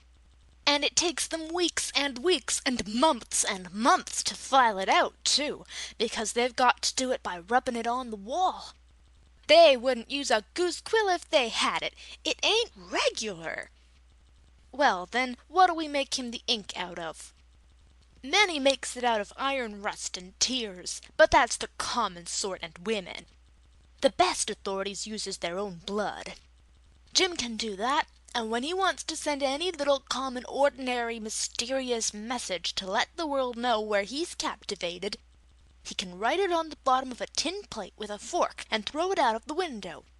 The Iron Mask always done that, and it's a blame good way, too. Jim ain't got no tin plates. They feed him in a pan. That ain't nothin'. We can get him some. Can't nobody read his plates? That ain't got anything to do with it, Huck Finn. All he's got to do is to write on the plate and throw it out. You don't have to be able to read it. Why, half the time you can't read anything a prisoner writes on a tin plate or anywhere else. Well, then, what's the sense in wasting the plates? Why, blame it all, it ain't the prisoner's plates. But it's somebody's plates, ain't it? Well, s'posen it is. What does the prisoner care who's— He broke off there because we heard the breakfast horn blowing, so we cleared out for the house. Along during the morning I borrowed a sheet and a white shirt off of the clothesline, and I found an old sack and put them in it, and we went down and got the foxfire and put that in too. I called it borrowing, because that's what Pap always called it, but Tom said it weren't borrowing, it was stealing. He said we was representing prisoners, and prisoners don't care how they get a thing, so they get it. And nobody don't blame them for it either. It ain't no crime in a prisoner to steal the thing he needs to get away with, Tom said. It's his right, and so, as long as we was representing a prisoner, we had a perfect right to steal anything on this place we had the least use for to get ourselves out of prison with. He said if we warn't prisoners it would be a very different thing, and nobody but a mean, ornery person would steal when he warn't a prisoner. So we allowed we would steal everything there was that come handy. And yet he made a mighty fuss one day after that when I stole a watermelon out of the nigger patch and eat it. And he made me go and give the niggers a dime without telling them what it was for. Tom said that what he meant was we could steal anything we needed. Well, I says, I needed the watermelon, but he said I didn't need it to get out of prison with. There's where the difference was. He said if I'd a wanted it to hide a knife in and smuggle it to Jim to kill the seneschal with, it would have been all right. So I let it go at that, though I couldn't see no advantage in my representing a prisoner if I got to set down and chaw over a lot of gold leaf distinctions like that every time I see a chance to hog a watermelon. Well, as I was saying, we waited that morning till everybody was settled down to business, and nobody in sight around the yard. Then Tom he carried the sack into the lean-to, whilst I stood off a piece to keep watch. By and by he come out, and we went and sat down on the woodpile to talk. He says, everything's all right now except tools, and that's easy fixed. Tools? I says. Yes. Tools for what? Why, to dig with. We ain't a-going to gnaw him out, are we? Ain't them old crippled picks and things in there good enough to dig a nigger out with? I says. He turns on me, looking pity enough to make a body cry, and says, Huck Finn, did you ever hear of a prisoner having picks and shovels and all the modern conveniences in his wardrobe to dig himself out with? Now I want to ask you if you got any reasonableness in you at all. What kind of a show would that give him to be a hero? Why, they might as well lend him the key and done with it. Picks and shovels. Why, they wouldn't furnish 'em to a king. Well, then, I says, if we don't want the picks and shovels, what do we want? A couple of case knives. To dig the foundations out from under that cabin with? Yes. Confound it, it's foolish, Tom." "It don't make no difference how foolish it is. It's the right way, and it's the regular way. And there ain't no other way that ever I heard of, and I've read all the books that gives any information about these things. They always dig out with a case knife, and not through dirt, mind you. Generally it's through solid rock. And it takes them weeks and weeks and weeks and forever and ever. Why, look at one of them prisoners in the bottom dungeon of the Castle Death in the harbour of Marseilles that dug himself out that way. How long was he at it, you reckon?" "I don't know." "Well, guess." "I don't know. A month and a half." 37 year, and he come out in China. That's the kind. I wish the bottom of this fortress was solid rock. Jim don't know nobody in China. What's that got to do with it? Neither did that other fellow, but you're always a-wandering off on a side issue. Why can't you stick to the main point? All right, I don't care where he comes out, so he comes out. And Jim don't either, I reckon. But there is one thing, anyway. Jim's too old to be dug out with a case knife. He won't last. Yes, he will last, too. You don't reckon it's going to take 37 years to dig out through a dirt foundation, do you? How long will it take, Tom? Well, we can't risk being as long as we ought to, because it mayn't take very long for Uncle Silas to hear from down there by New Orleans. He'll hear Jim ain't from there. Then his next move will be to advertise Jim or something like that. So we can't risk being as long digging him out as we ought to. By rights, I reckon we ought to be a couple of years, but we can't. Things being so uncertain, what I recommend is this: that we really dig right in as quick as we can, and after that we can let on to ourselves that we was at it 37 years. Then we can snatch him out and rush him away the first time there's an alarm. Yes, I reckon that'll be the best way. Now there's sense in that, I says. Letting on don't cost nothing. Letting on ain't no trouble. And if it's any object, I don't mind letting on we was at it 150 year. It wouldn't strain me none after I got my hand in. So I'll mosey along now and smooch a couple of case knives. Smooch 3, he says. We want one to make a saw out of. Tom, if it ain't unregular and irreligious to suggest it, I says, there's an old rusty saw blade around yonder sticking under the weatherboarding behind the smokehouse. He looked kind of weary and discouraged like, and says, "It ain't no use to try to learn you nothing, Huck. Run along and smooch the knives, 3 of them." So I done it. End of chapter 35. Chapter 36. As soon as we reckoned everybody was asleep that night, we went down to the lightning rod and shut ourselves up in the lean-to, and got out our pile of foxfire and went to work. We cleared everything out of the way, about 4 or 5 foot along the middle of the bottom log. Tom said he was right behind Jim's bed now, and we'd dig in under it, and when we got through, there couldn't nobody in the cabin ever know there was any hole there, because Jim's counterpin hung down most to the ground, and you'd have to raise it up and look under to see the hole. So we dug and dug with the case knives till most midnight, and then we was dog-tired, and our hands was blistered, and yet you couldn't see we'd done anything hardly. At last I says, "This ain't no 37-year job. This is a 38-year job, Tom Sawyer." He never said nothing, but he sighed, and pretty soon he stopped digging. And then for a good little while I knowed he was thinking. Then he says, "Ain't no use, Huck. It ain't a-going to work. If we was prisoners it would, because then we'd have as many years as we wanted and no hurry, and we wouldn't get but a few minutes to dig every day while they was changing watches, and so our hands wouldn't get blistered, and we could keep it up right along, year in and year out, and do it right, and the way it ought to be done. But we can't fool along. We got to rush. We ain't got no time to spare. If we was to put in another night this way, we'd have to knock off for a week to let our hands get well. Couldn't touch a case knife with them sooner." "Well, then, what we going to do, Tom?" I'll tell you. It ain't right, and it ain't moral, and I wouldn't like to get it out, but there ain't only just the one way. We got to dig him out with the picks and let on it's case knives." "Now you're talking," I says. "Your head gets leveler and leveler all the time, Tom Sawyer," I says. "Picks is the thing, moral or no moral, and as for me, I don't care shucks for the morality of it nohow. When I start in to steal a nigger or a watermelon or a Sunday school book, I ain't no ways particular how it's done or so as it's done. What I want is my nigger, or what I want is my watermelon, or what I want is my Sunday school book. And if a pick's the handiest thing, that's the thing I'm a-goin' to dig that nigger or that watermelon or that Sunday school book out with. And I don't give a dead rat what the authorities thinks about it, nuther."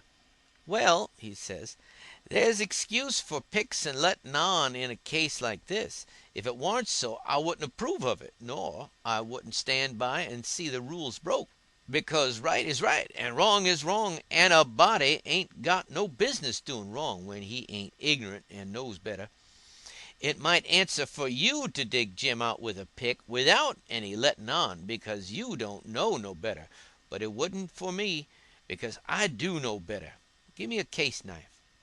He had his own by him, but I handed him mine. He flung it down and says, "Give me a case knife."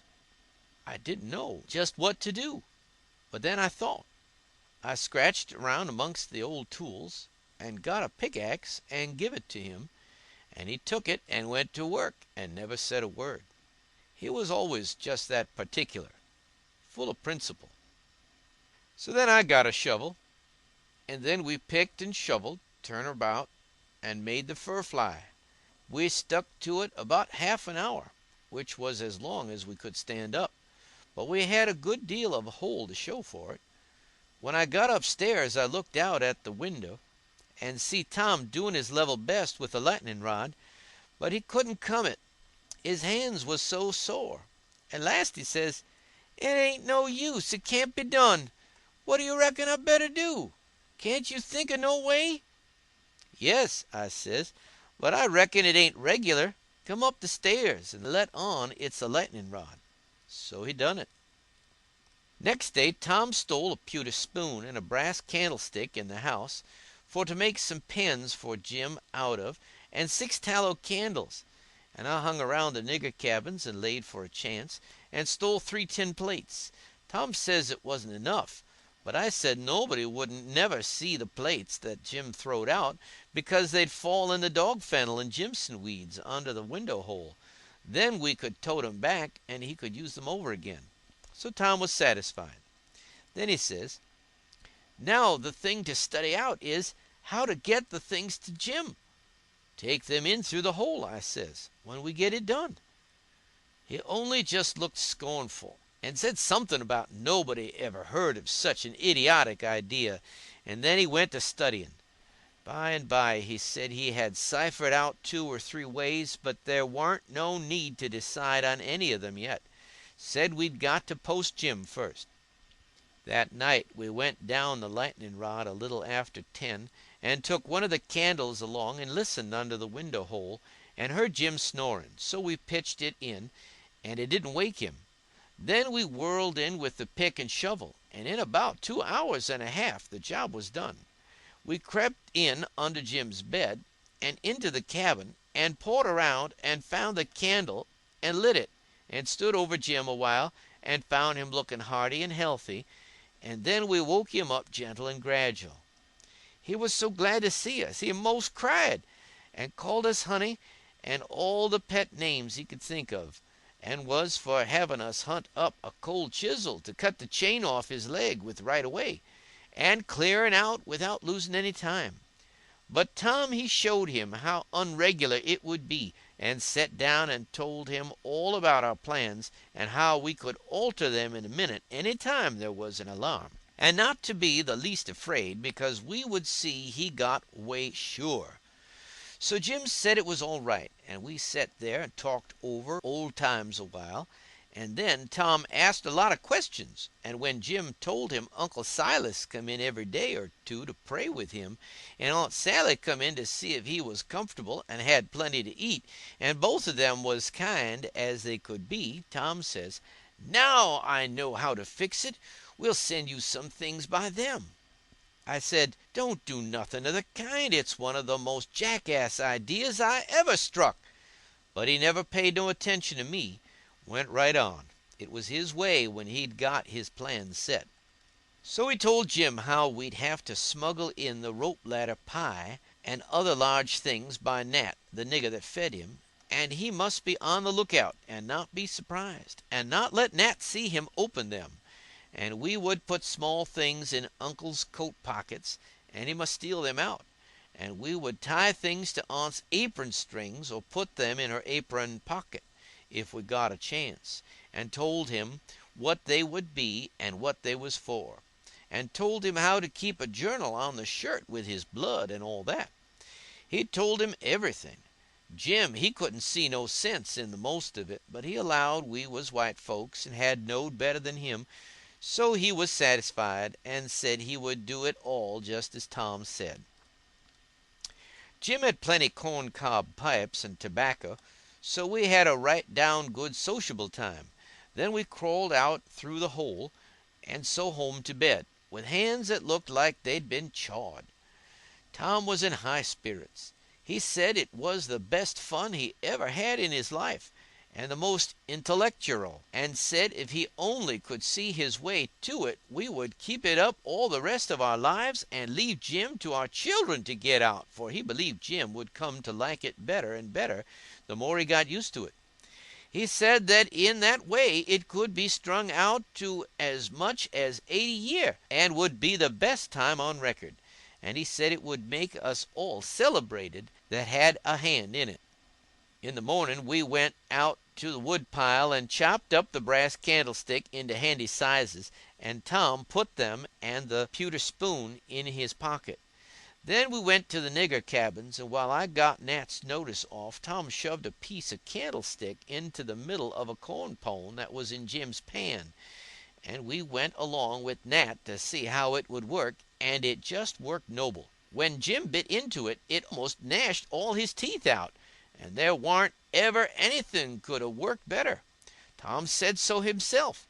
Jim, he never let on but what it was only just a piece of rock or something like that that's always getting into bread, but after that he never bit into nothing but what he jabbed his fork into it in 3 or 4 places first. And whilst we was a-standing there in the diminished light, here comes a couple of the hounds bulging in from under Jim's bed, and they kept on piling in till there was 11 of them, and there warn't hardly room in there to get your breath. By jings, we forgot to fasten that lean-to door. The nigger Nate, he only just hollered, "Witches!" once, and kneeled over onto the floor amongst the dogs, and begun to groan like he was dying. Tom jerked the door open and flung out a slab of Jim's meat, and the dogs went for it, and in 2 seconds he was out himself and back again and shut the door, and I knowed he'd fixed the other door too. Then he went to work on the nigger, coaxing him and petting him and asking him if he'd been imagining he saw something again.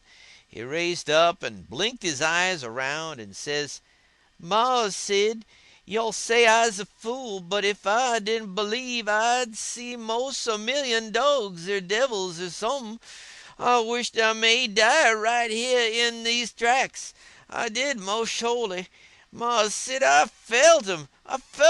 Sir, they was all over me. Dad fetch it. I just wish I could get my hands on one of them witches just once. Only just once. It's all I'd asked. But mostly I wish they'd let me alone, I does." Tom says, "Well, I tell you what I think. What makes them come here just this runaway nigger's breakfast time? It's because they're hungry, that's the reason. You make them a witch pie, that's the thing for you to do."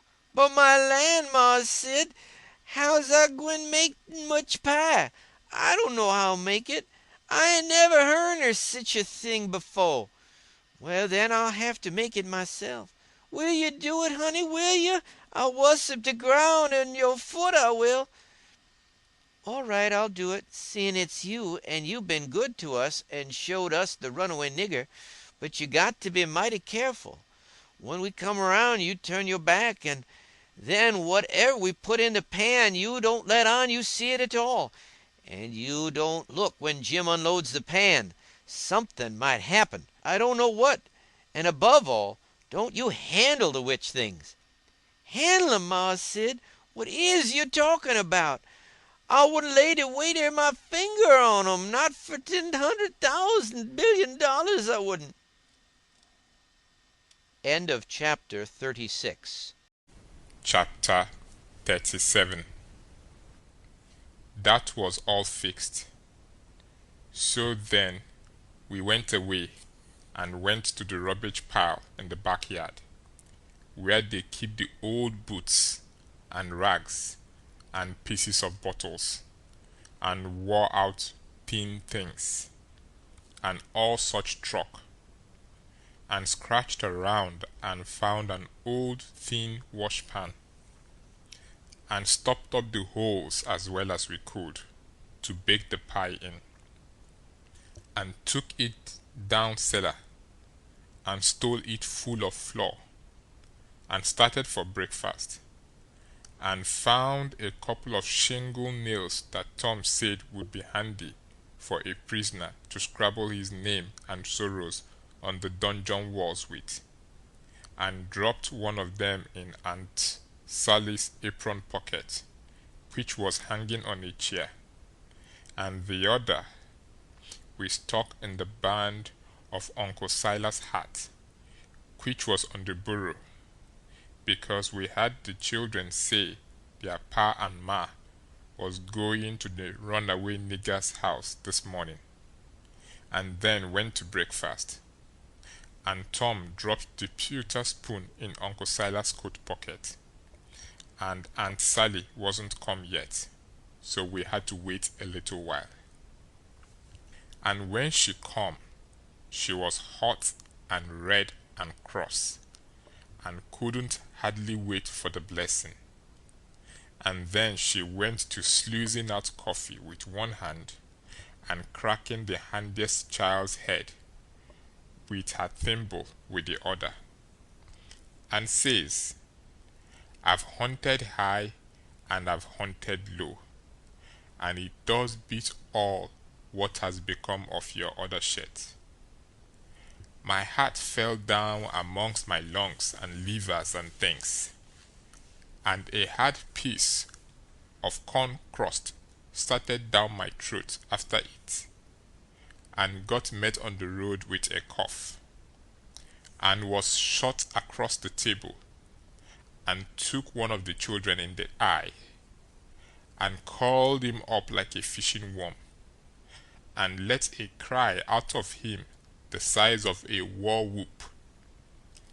And Tom, he turned kinda blue around the gills, and it all amounted to a considerable state of things for about a quarter of a minute, or as much as that, and I would have sold out for half price if there was a bidder.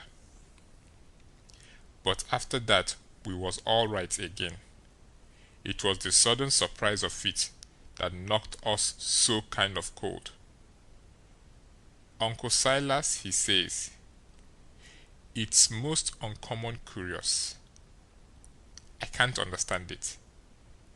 I know perfectly well I took it off because you ain't got one on. Just listen at that man.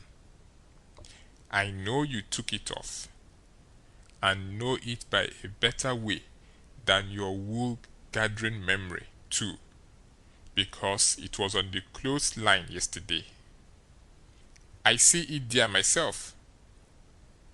But it's gone. That's the long and short of it. And you'll just have to change to a red flannel one till I can get time to make a new one, and it'll be the third I've made in 2 years. It just keeps a body on the jump to keep you in shirts. and whatever you do manage to do with them is more I can make out. Anybody would think you would learn to take some sort of care of them at your time of life. I know it, Sally, and I do try all I can, but it oughtn't to be altogether my fault, because you know I don't see them nor have nothing to do with them except when they're on me, and I don't believe I've ever lost one of them off of me. Well, it ain't your fault if you haven't, Silas. You'd have done it if you could, I reckon. And the shirt ain't all that's gone, nother. That's a spoon gone, and that ain't all. There was 10, and now there's only 9. The calf got the shirt, I reckon, but the calf never took the spoon, that's certain. Why? What else is gone, Sally? There's 6 candles gone, that's what. The rats could have got the candles, and I reckon they did. I wonder they don't walk off with the whole place, the way you're always going to stop their holes and don't do it. And if they weren't fools, they'd sleep in your hair, Silas. You'd never find it out. But you can't lay the spoon on the rats, and that I know. Well, Sally, I'm in fault, and I acknowledge it. I've been remiss, but I won't let tomorrow go by without stopping up them holes. Oh, I wouldn't hurry. Next year will do. Matilda Angelina Araminta Phelps. Whack comes the thimble, and the child snatches her claws out of the sugar bowl without fooling around any. Just then, the nigger woman steps onto the passage and says, "Missus, there's a sheet gone." A sheet gone? Well, for the land's sake, I'll stop up them holes today, says Uncle Silas, looking sorrowful. Oh, do shut up. Suppose the rats took the sheet? Where's it gone, Lizzie? Glad to goodness I ain't no notion, Miss Sally. She was on the clothesline yesterday, but she done gone. She ain't done no more now. I reckon the world is coming to an end. I never see the beat of it in all my born days. A shirt, and a sheet, and a spoon, and 6 can. Missus, comes a young yellow wench. There's a brass candlestick missing. Clear out from here, you hussy. I'll take a skillet to you. Well, she was just a biling. I'd begun to lay for a chance. I reckoned I would sneak out and go for the woods till the weather moderated. She kept her raging right along, running her insurrection all by herself, and everybody else mighty meek and quiet. And at last Uncle Silas, looking kind of foolish, fishes up that spoon out of his pocket. She stopped, with her mouth open and her hands up, and as for me, I wished I was in Jerusalem or somewheres.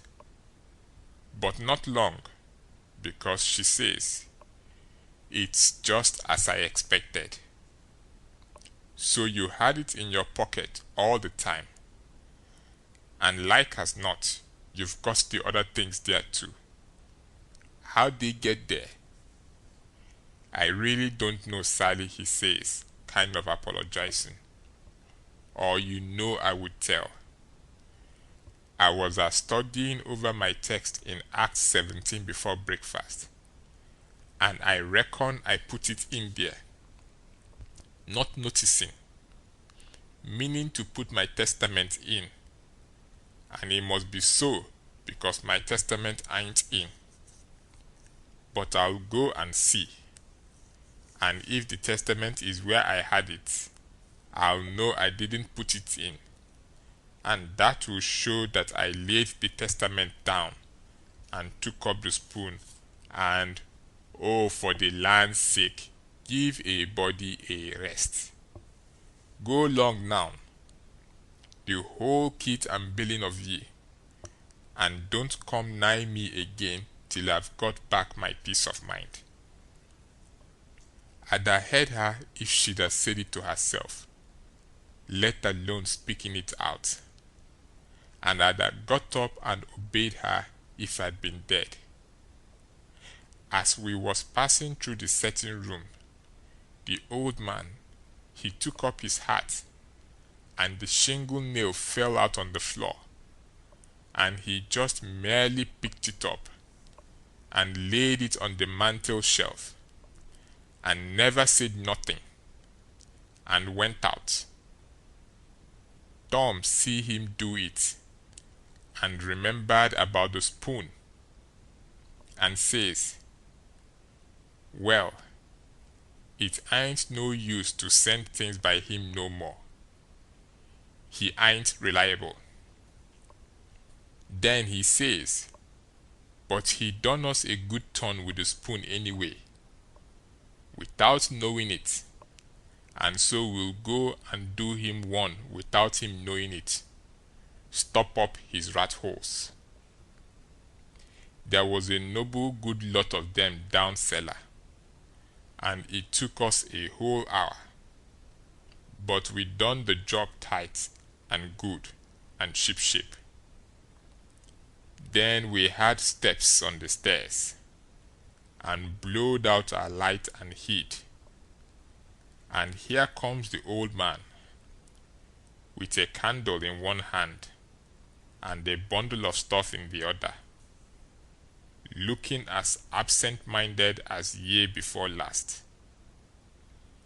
He went a mooning around, first to one rat hole and then another, till he'd been to them all. Then he stood about 5 minutes, picking tallow drip off his candle and thinking. Then he turns off slow and dreamy towards the stairs, saying, well, for the life of me, I can't remember when I done it.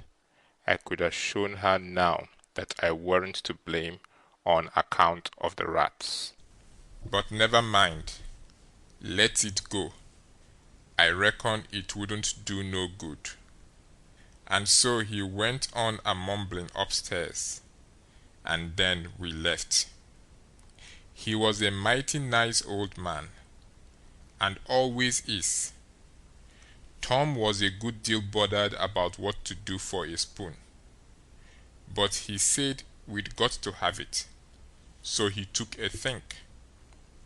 When he had ciphered it out, he told me how we was to do. Then we went and waited around the spoon basket till we see Aunt Sally coming, and then Tom went to counting the spoons and laying them out to one side, and I slid one of them up my sleeve, and Tom says, why, Aunt Sally, there ain't but 9 spoons yet. She says, go long to your play and don't bother me. I know better. I counted them myself.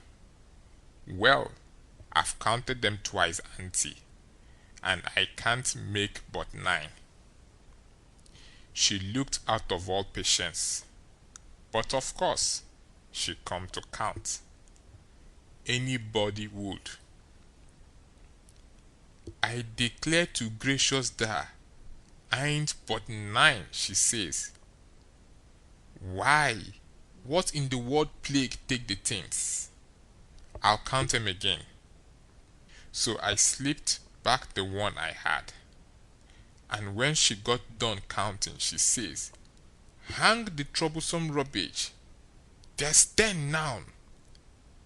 And she looked huffy and bothered both. But Tom says, "Why, Auntie, I don't think there's 10. You numbskull, didn't you see me counting?" "I know, but, well, I'm counting them again." So I smooched one, and they come out 9, same as the other time. Well, she was in a tearing way, just a trembling all over. She was so mad, but she counted and counted till she got that adult she'd start to count in the basket for a spoon sometimes. And so 3 times they come out right, and 3 times they come out wrong.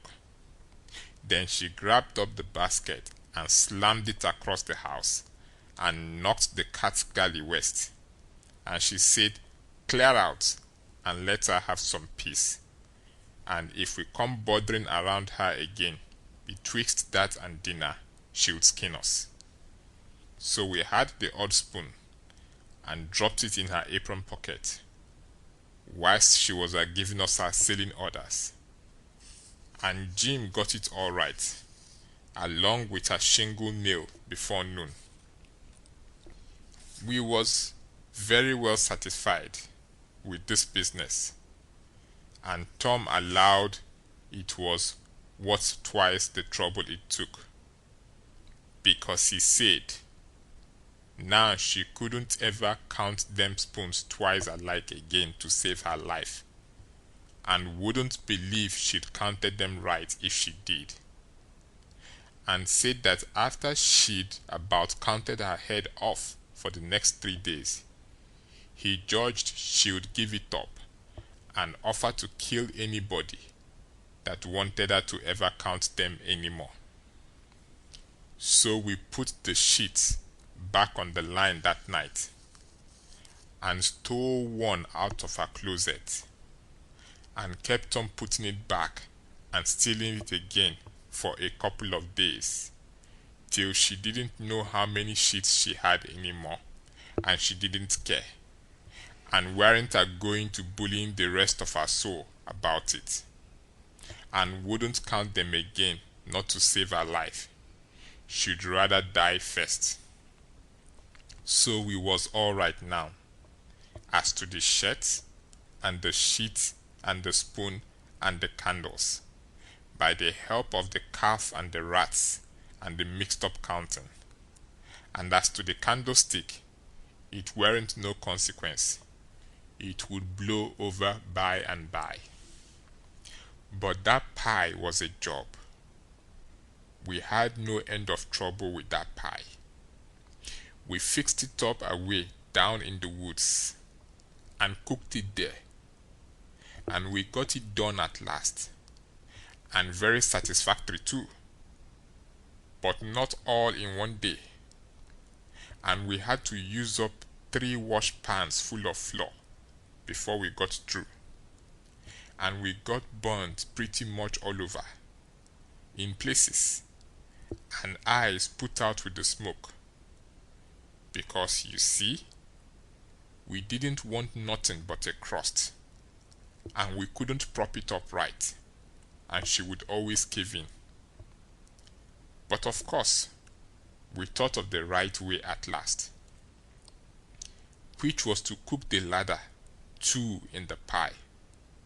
So then we laid in with Jim the second night and tore up the sheet all in little strings and twisted them together. And long before daylight, we had a lovely rope that you could hang a person with. We let on it took 9 months to make it, and in the forenoon we took it down to the woods, but it wouldn't go into the pie. Being made of a whole sheet that way, there was rope enough for 40 pies if we'd wanted them, and plenty left over for a soup or sausage or anything you choose. We could have had a whole dinner. But we didn't need it. All we needed was just enough for the pie, and so we throwed the rest away. We didn't cook none of the pies in the washpan, afraid the solder would melt. But Uncle Silas, he had a noble brass warming pan, which he thought considerable of, because it belonged to one of his ancestors, with a long wooden handle that come over from England with William the Conqueror in the Mayflower, or one of them early ships, and was hid away up garret with a lot of other old pots and things that was valuable, not on account of being any account, because they weren't, but on account of them being relics, you know. And we snaked her out, private, and took her down there. But she failed on the first pies, because we didn't know how. But she come up smiling on the last one. We took and lined her with dough, and set her in the coals, and loaded her up with rag rope, put on a dough roof, and shut down the lid, and put hot embers on top, and stood off 5 foot with the long handle, cool and comfortable, and in 15 minutes she turned out a pie that was a satisfaction to look at. But the person that eat it would want to fetch a couple of cags of toothpicks along, for if that rope ladder wouldn't crap him down to business, I don't know nothing what I'm talking about, and lay him in enough stomach ache to last him till next time too. Nat didn't look when we put the witch pie in Jim's pan, and we put the 3 tin plates in the bottom of the pan under the victuals, and so Jim got everything all right. And as soon as he was by himself, he busted into the pie and hid the rope ladder inside of his straw tick, and scratched some marks on the tin plate, and throwed it out of the window hole. End of chapter 37. Chapter 38. Making them pens was a distressed tough job, and so was the saw, and Jim allowed the inscription was going to be the toughest of all. That's the one which the prisoner has to scrabble on the wall. But he had to have it. Tom said he'd got to. There weren't no case of a state prisoner not scrabbling his inscription to leave behind and his coat of arms. Look at Lady Jane Grey, he says. Look at Guilford Dudley. Look at old Northumberland. Why, Huck, suppose it is considerable trouble. What you going to do? How you going to get around it? Jim's got to do his inscription and coat of arms. They all do. Jim says, why, Mass Tom, I ain't got no coat of arm. I ain't got nothing but this here old shirt, and you knows I get to keep the journal on that. Oh, you don't understand, Jim. A coat of arms is very different. Well, I says, Jim's right anyway when he says he ain't got no coat of arms, because he ain't. I reckon I knowed that, Tom says, but you bet he'll have one before he goes out of this, because he's going out right, and there ain't going to be no flaws in his record. So whilst me and Jim filed away at the pens on a brickbat apiece, Jim are making his out of the brass, and I making mine out of the spoon, Tom set to work to think out the coat of arms. By and by, he said he struck so many good ones, he didn't hardly know which to take, but there was one he reckoned he'd decide on.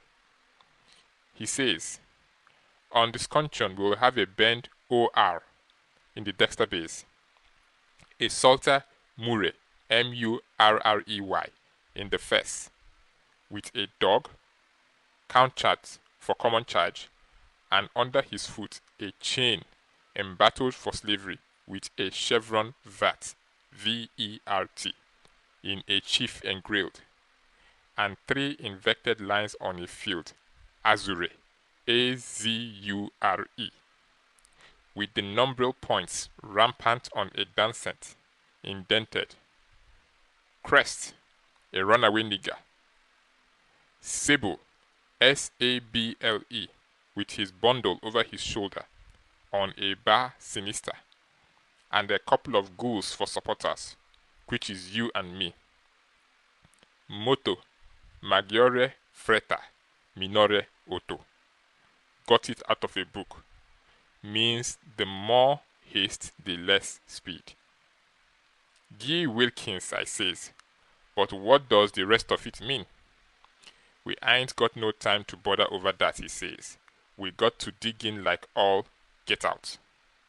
Well, anyway, I says, what's some of it? What's a fess? A fess.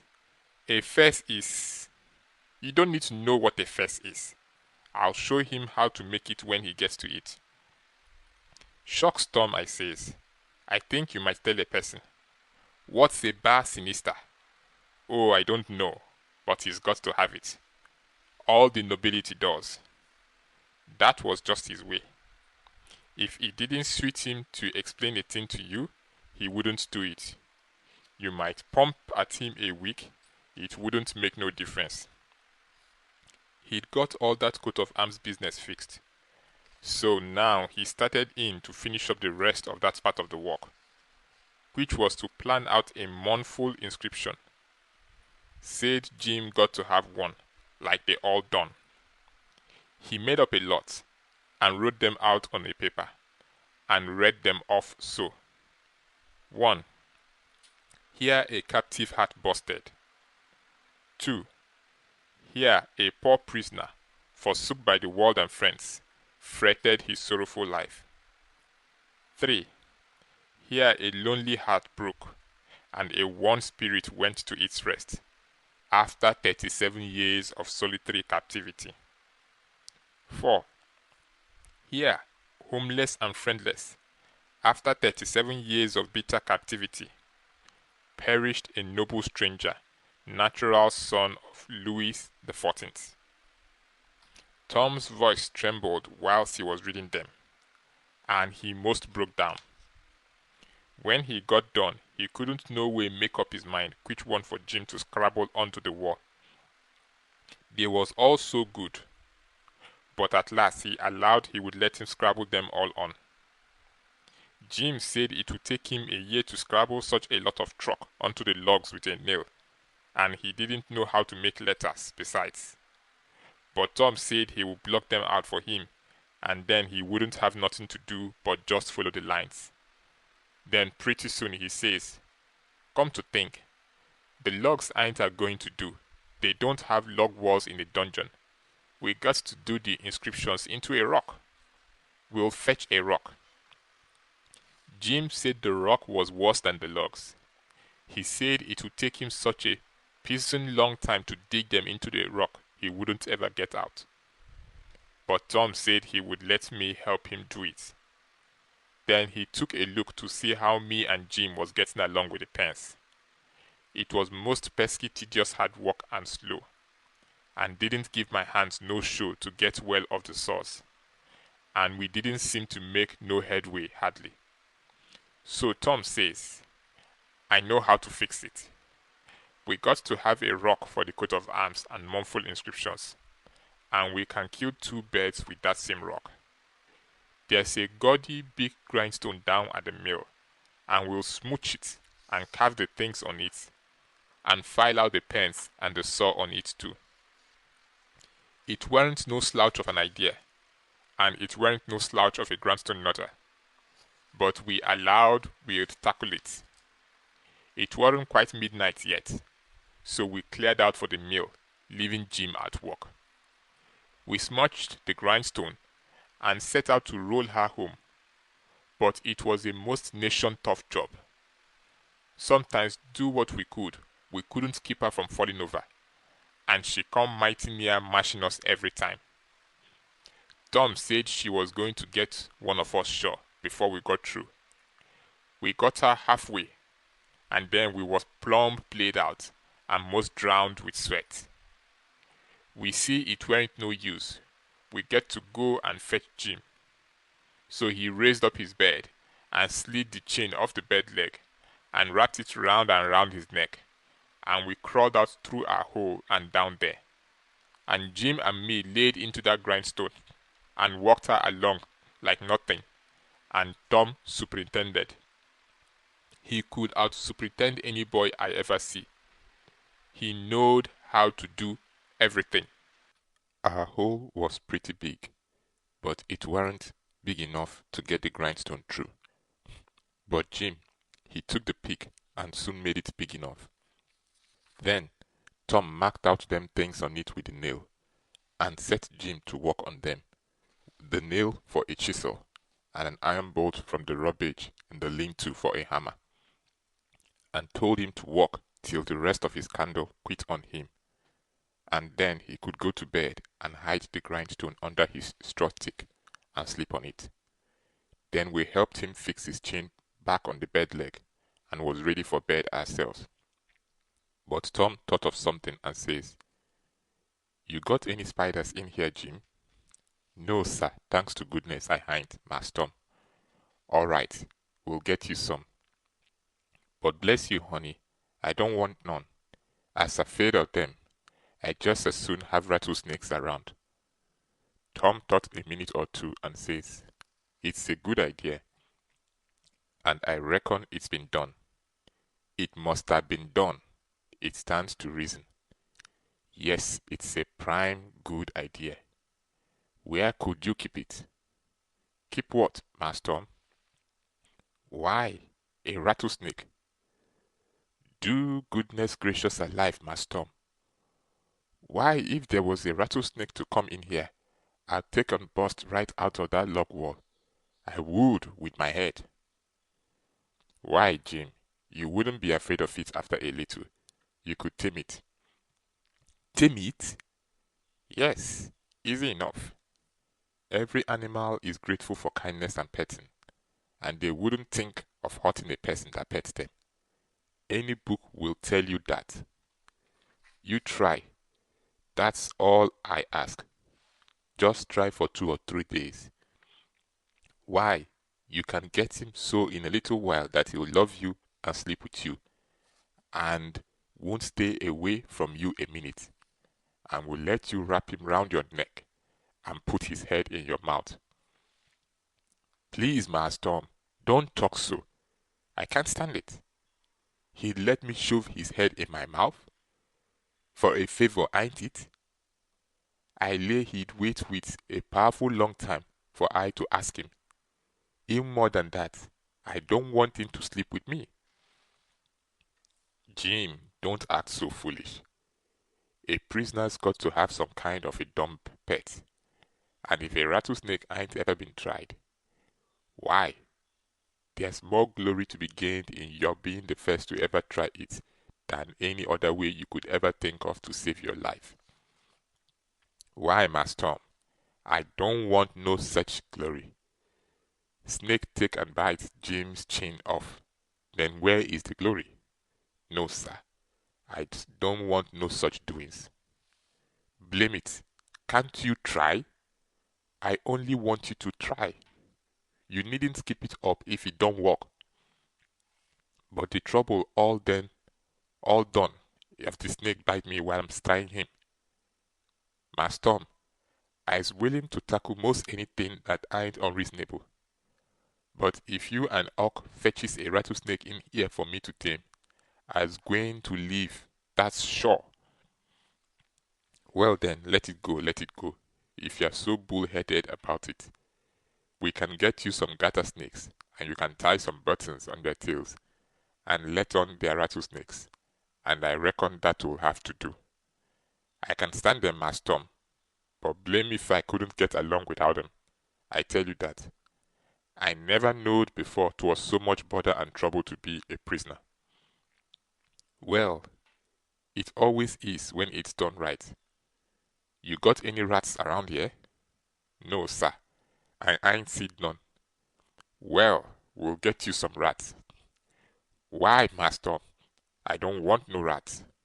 There's the baddest and blamedest creatures to stop a body and rustle round over them and bite his feet when he's trying to sleep I ever seen. No, sir. Give me the garter snakes if I's got to have 'em, but don't give me no rats. I ain't got no use from. But Jim, you got to have 'em. They all do. So don't make no more fuss about it. Prisoners ain't ever without rats. There ain't no instance of it. And they train them and pet them and learn them tricks, and they get to be as sociable as flies. But you got to play music to them. You got anything to play music on? I ain't got nothing but a coarse comb and a piece of paper and a juice harp. But I reckon they wouldn't take no stock in a juice harp. Yes, they would. They don't care what kind of music it is. A juice harp's plenty good enough for a rat. All animals like music. In a prison, they dote on it, especially painful music, and you can't get no other kind out of a juice harp. It always interests them. They come out to see what's the matter with you. Yes, you're all right. You're fixed very well. You want to set on your bed nights before you go to sleep, and early in the mornings, and play your juice harp. Play The Last Link is Broken. That's the thing that will scoop a rat quicker than anything else. And when you've played about 2 minutes, you will see all the rats, and the snakes, and spiders, and things begin to feel worried about you and come. And they'll just fairly swam over you and have a noble good time. Yes, they will, I reckon, Master. But what kind of time is Jim having? Blessed if I can see the point. But I'll do it if I got to.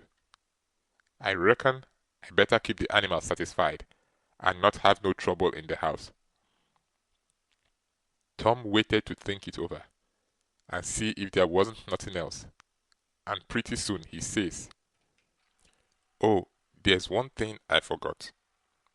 Could you raise a flower here, do you reckon?" "I don't know, but maybe I could, Master Tom.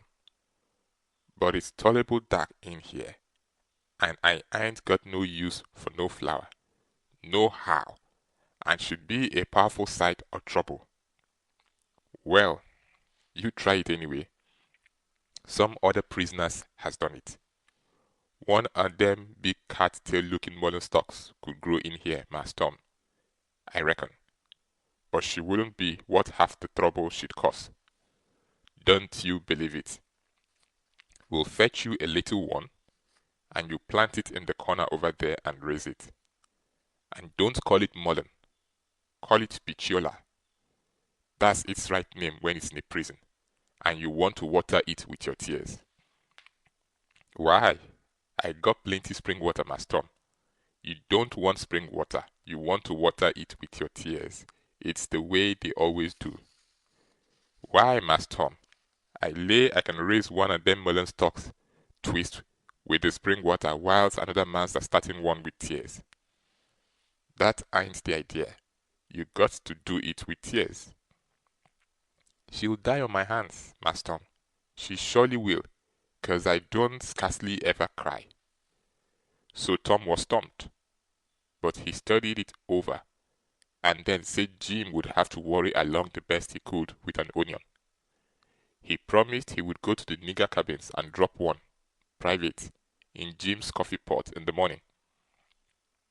Jim said he would just as soon have tobacco in his coffee, and found so much fault with it, and with the work and bother of raising the mullen, and Juice harping the rats, and petting and flattering up the snakes and spiders and things, on top of all the other work he had to do on pens, and inscriptions, and journals, and things which made it more trouble, and worry, and responsibility to be a prisoner than anything he ever undertook, that Tom most lost all patience with him, and said he was just loaded down with more gaudier chances than a prisoner ever had in the world to make a name for himself, and yet he didn't know enough to appreciate them, and they was just about wasted on him.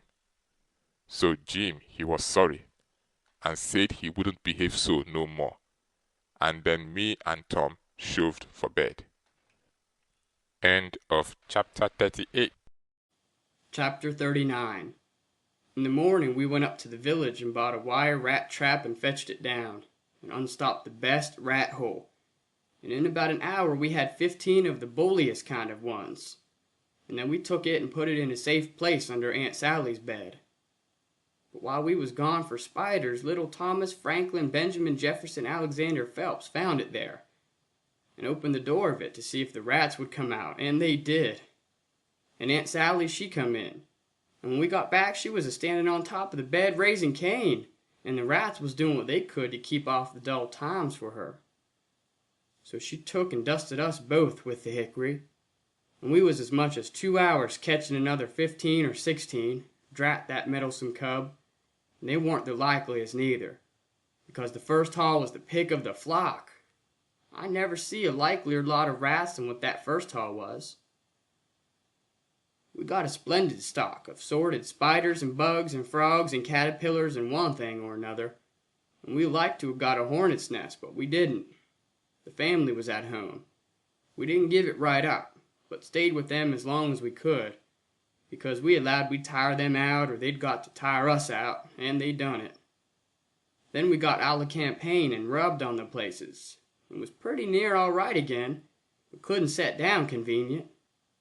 And so we went for the snakes, and grabbed a couple dozen garters and house snakes, and put them in a bag and put it in our room, and by that time it was supper time, and a rattling good honest day's work. And hungry? Oh no, I reckon not. And there weren't a blessed snake up there when we went back. We didn't half tie the sack and they worked out somehow, and left. But it didn't matter much, because they was still on the premises somewheres. So we judged we could get some of them again. No, there weren't no real scarcity of snakes about the house for a considerable spell.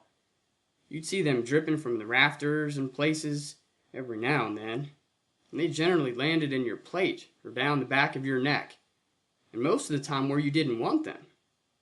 Well, they was handsome and striped, and there weren't no harm in a million of them.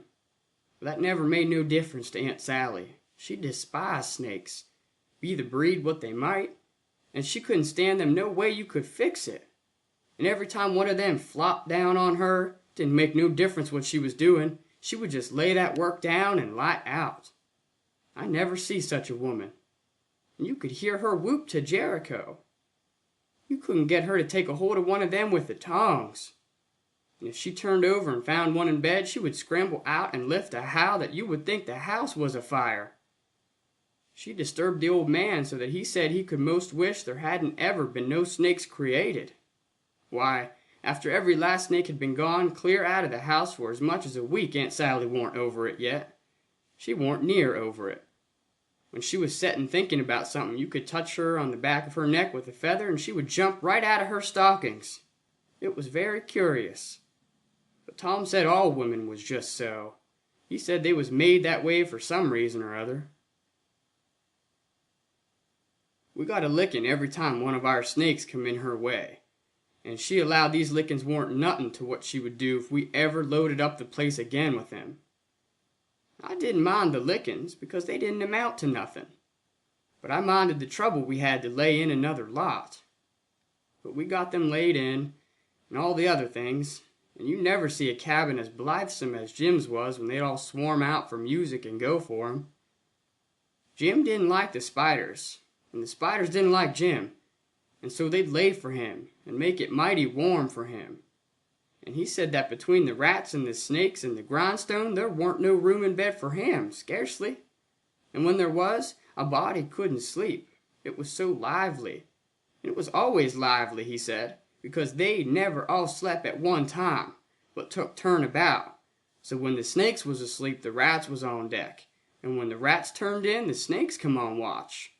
So he always had one gang under him, in his way and another gang having a circus over him. And if he got up to hunt a new place, the spiders would take a chance at him as he crossed over. He said if he ever got out this time, he wouldn't ever be a prisoner again, not for salary. Well, by the end of 3 weeks, everything was in pretty good shape. The shirt was sent in early, in a pie, and every time a rat bit Jim, he would get up and write a little in his journal whilst the ink was fresh. The pens was made, the inscriptions and so on was all carved on the grindstone. The bed leg was sawed in two, and we had it up the sawdust, and it give us a most amazing stomach ache. We reckoned we was all going to die, but didn't. It was the most undigestible sawdust I ever see, and Tom said the same. But as I was saying, we'd got all the work done now at last, and we was all pretty much fagged out too, but mainly Jim. The old man had wrote a couple of times to the plantation below Orleans to come and get their runaway nigger, but hadn't got no answer, because there weren't no such plantation. So he allowed he would advertise Jim in the St. Louis and New Orleans papers, and when he mentioned the St. Louis ones, it gave me the cold shivers, and I see we hadn't no time to lose. So Tom said, now for the anonymous letters. What's them, I says. Warnings to the people that something is up. Sometimes it's done one way, sometimes another. There's always somebody spying around that gives notice to the governor of the castle. When Louis XVI was going to light out of the Tuileries, a servant girl done it. It's a very good way, and so is the anonymous letters. We'll use them both. And it's usual for the prisoner's mother to change clothes with him, and she stays in and he slides out in her clothes. We'll do that too. But looky here, Tom. What do we want to warn anybody for that something's up? Let them find it out for themselves. It's their lookout. Yes, I know, but you can't depend on them. It's the way they've acted from the very start. Left us to do everything. They're so confiding and mullet-headed they don't take notice of nothing at all. So if we don't give them notice, there won't be nobody nor nothing to interfere with us. And so after all our hard work and trouble, this escape will go off perfectly flat. Won't amount to nothing. Won't be nothing to it. Well, as for me, Tom, that's the way I'd like. Shucks, he says, and looks disgusted. So I says, but I ain't going to make no complaint. Any way that suits you suits me. What you going to do about the servant girl? You'll be heard. You slide in the middle of the night and hook that yaller girl's frock. Why, Tom, that'll make trouble next morning, because, of course, she probably hain't got any but that one.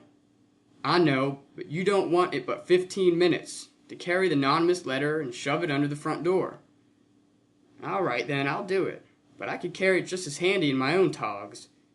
You wouldn't look like a servant girl then, would you?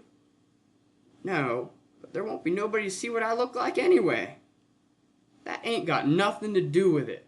The thing for us to do is just to do our duty, and not worry about whether anybody sees us do it or not. Ain't you got no principle at all? All right, I ain't saying nothing. I'm the servant girl. Who's Jim's mother? I'm his mother. I'll hook a gown from Aunt Sally. Well then, you'll have to stay in the cabin when me and Jim leaves. Not much. I'll stuff Jim's clothes full of straw and lay it on his bed to represent his mother in disguise. And Jim will take the nigger woman's gown off of me and wear it, and we'll all evade together. When a prisoner of style escapes, it's called an evasion. It's always called so when a king escapes, for instance. And the same with the king's son. It don't make no difference whether he's a natural one or an unnatural one. So Tom, he wrote the anonymous letter, and I smouched the yaller wench's frock that night and put it on and shoved it under the front door the way Tom told me to. It said, "Beware, trouble is brewing. Keep a sharp lookout. Unknown friend." Next night we stuck a picture, which Tom drawed in blood, of a skull and crossbones on the front door, and next night another one of a coffin on the back door. I never see a family in such a sweat. They couldn't have been worse scared if the place had been full of ghosts laying for them behind everything and under the beds and shivering through the air. If a door banged, Aunt Sally, she jumped and said, "Ouch!" if anything fell. She jumped and said, "Ouch!" if you happened to touch her. When she weren't noticing, she done the same. She couldn't face no way and be satisfied, 'cause she allowed there was something behind her every time. So she was always a-whirling around a sudden and saying, "Ouch!" and before she got 2/3 around, she'd whirl back again and say it again. And she was afraid to go to bed. But she doesn't set up. So the thing was working very well, Tom said. He said he never see a thing work more satisfactory. He said it showed it was done right. So he said, now for the grand bulge. So the very next morning at the streak of dawn, we got another letter ready and was wondering what we better do with it, because we heard them say at supper they was going to have a nigger on watch at both doors all night. Tom, he went down the lightning rod to spy around, and the nigger at the back door was asleep, and he stuck it in the back of his neck and come back. This letter said, "Don't betray me. I wish to be your friend. There is a desperate gang of cutthroats from over in the Indian Territory going to steal your runaway nigger tonight, and they have been trying to scare you so as you will stay in the house and not bother them. I am one of the gang, but have got religion, and wish to quit it and lead an honest life again, and will betray the hellish design. They will sneak down from the northers along the fence at midnight exact with a false key, and go in the nigger's cabin to get 'em. I am to be off a piece and blow a tin horn if I see any danger, but instead of that I will baa like a sheep soon as they get in and not blow at all. Then whilst they are getting his chains loose, you slip there and lock them in, and you can kill them at your leisure. Don't do anything but just the way I'm telling you. If you do they will suspicion something and raise whoop jamboree-hoo. I do not wish any reward but to know I have done the right thing. Unknown friend." End of chapter 39. Chapter 40.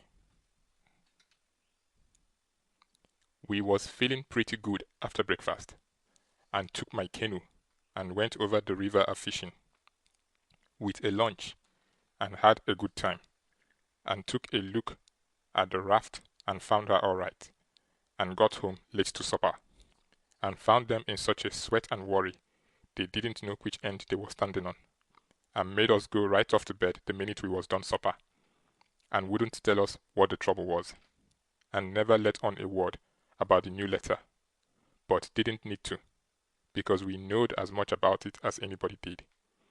And as soon as we was half upstairs, and her back was turned, we slid for the cellar cupboard, and loaded up a good lunch, and took it up to our room, and went to bed, and got up about 11:30, and Tom put on Aunt Sally's dress that he stole, and was going to start with the lunch, but says, "Where's the butter?" I laid out a hunk of it, I says, on a piece of corn pone. "Well, you left it laid out then, it ain't here." "We can get along without it," I says. "We can get along with it too," he says. "Just you slide down cellar, and fetch it, and then mosey right down the lightning rod and come along. I'll go and stuff the straw into James' clothes to represent his mother in disguise, and be ready to baa like a sheep and shove as soon as you get there." So out he went, and down cellar went I. The hunk of butter, big as a person's fist, was where I had left it. So I took up the slab of corn pone with it on, and blowed out my light, and started upstairs very stealthy, and got up to the main floor all right. But here comes Aunt Sally with a candle, and I clapped the truck in my hat, and clapped my hat on my head, and the next second she see me, and she says, "You been down cellar?" "Yes, ma'am." "What you been doing down there?" "Nothing." "Nothing?" "No, ma'am." "Well then, what possessed you to go down there this time of night?" "I don't know, ma'am." "You don't know? Don't answer me that way, Tom. I want to know what you been doing down there." "I hain't been doing a single thing, Aunt Sally. I hope to gracious if I have." I reckoned she'd let me go now, and as a general thing she would, but I suppose there was so many strange things going on she was just in a sweat about every little thing that weren't yardstick straight. So she says, very decided, "You just march into that setting room and stay there till I come. You've been up to something you know business to, and I lay I'll find out what it is before I'm done with you." So she went away as I opened the door, and walked into the sitting room. My, but there was a crowd there. 15 farmers, and every one of them had a gun. I was most powerful sick, and slunk to a chair and sat down. They were sitting around, some of them talking a little, in a low voice, and all of them fidgety and uneasy, but trying to look like they weren't. But I knowed they was, because they was always taking off their hats and putting them on, and scratching their heads, and changing their seats, and fumbling with their buttons. I weren't easy myself, but I didn't take my hat off all the same. I did wish Aunt Sally would come and get done with me, and lick me if she wanted to, and let me get away and tell Tom how we'd overdone this thing, and what a thundering hornet's nest we'd got ourselves into, so we could stop fooling around straight off, and clear out with Jim before these ribs got out of patience and come for us. At last, she come and begun to ask me questions, but I couldn't answer them straight. I didn't know which end of me was up, because these men was in such a fidget now that some was wanting to start right now and lay for them desperados, and saying it weren't but a few minutes to midnight, and others was trying to get them to hold on and wait for the ship signal. And here was Aunt pegging away at the questions, and me a shaking all over, and ready to sink down in my tracks. I was that scared. And the place getting hotter and hotter, and the butter beginning to melt and run down my neck and behind my ears.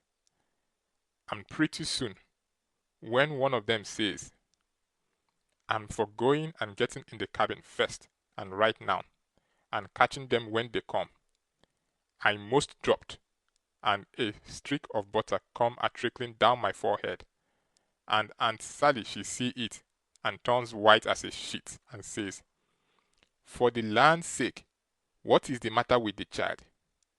He's got the brain fever as sure as you're born, and they're oozing out." And everybody runs to see, and she snatches off my hat, and out comes the bread and what was left of the butter, and she grabbed me and hugged me and says, "Oh, what a turn you did give me, and how glad and grateful I am it ain't no worse, for luck's against us and it never rains but it pours.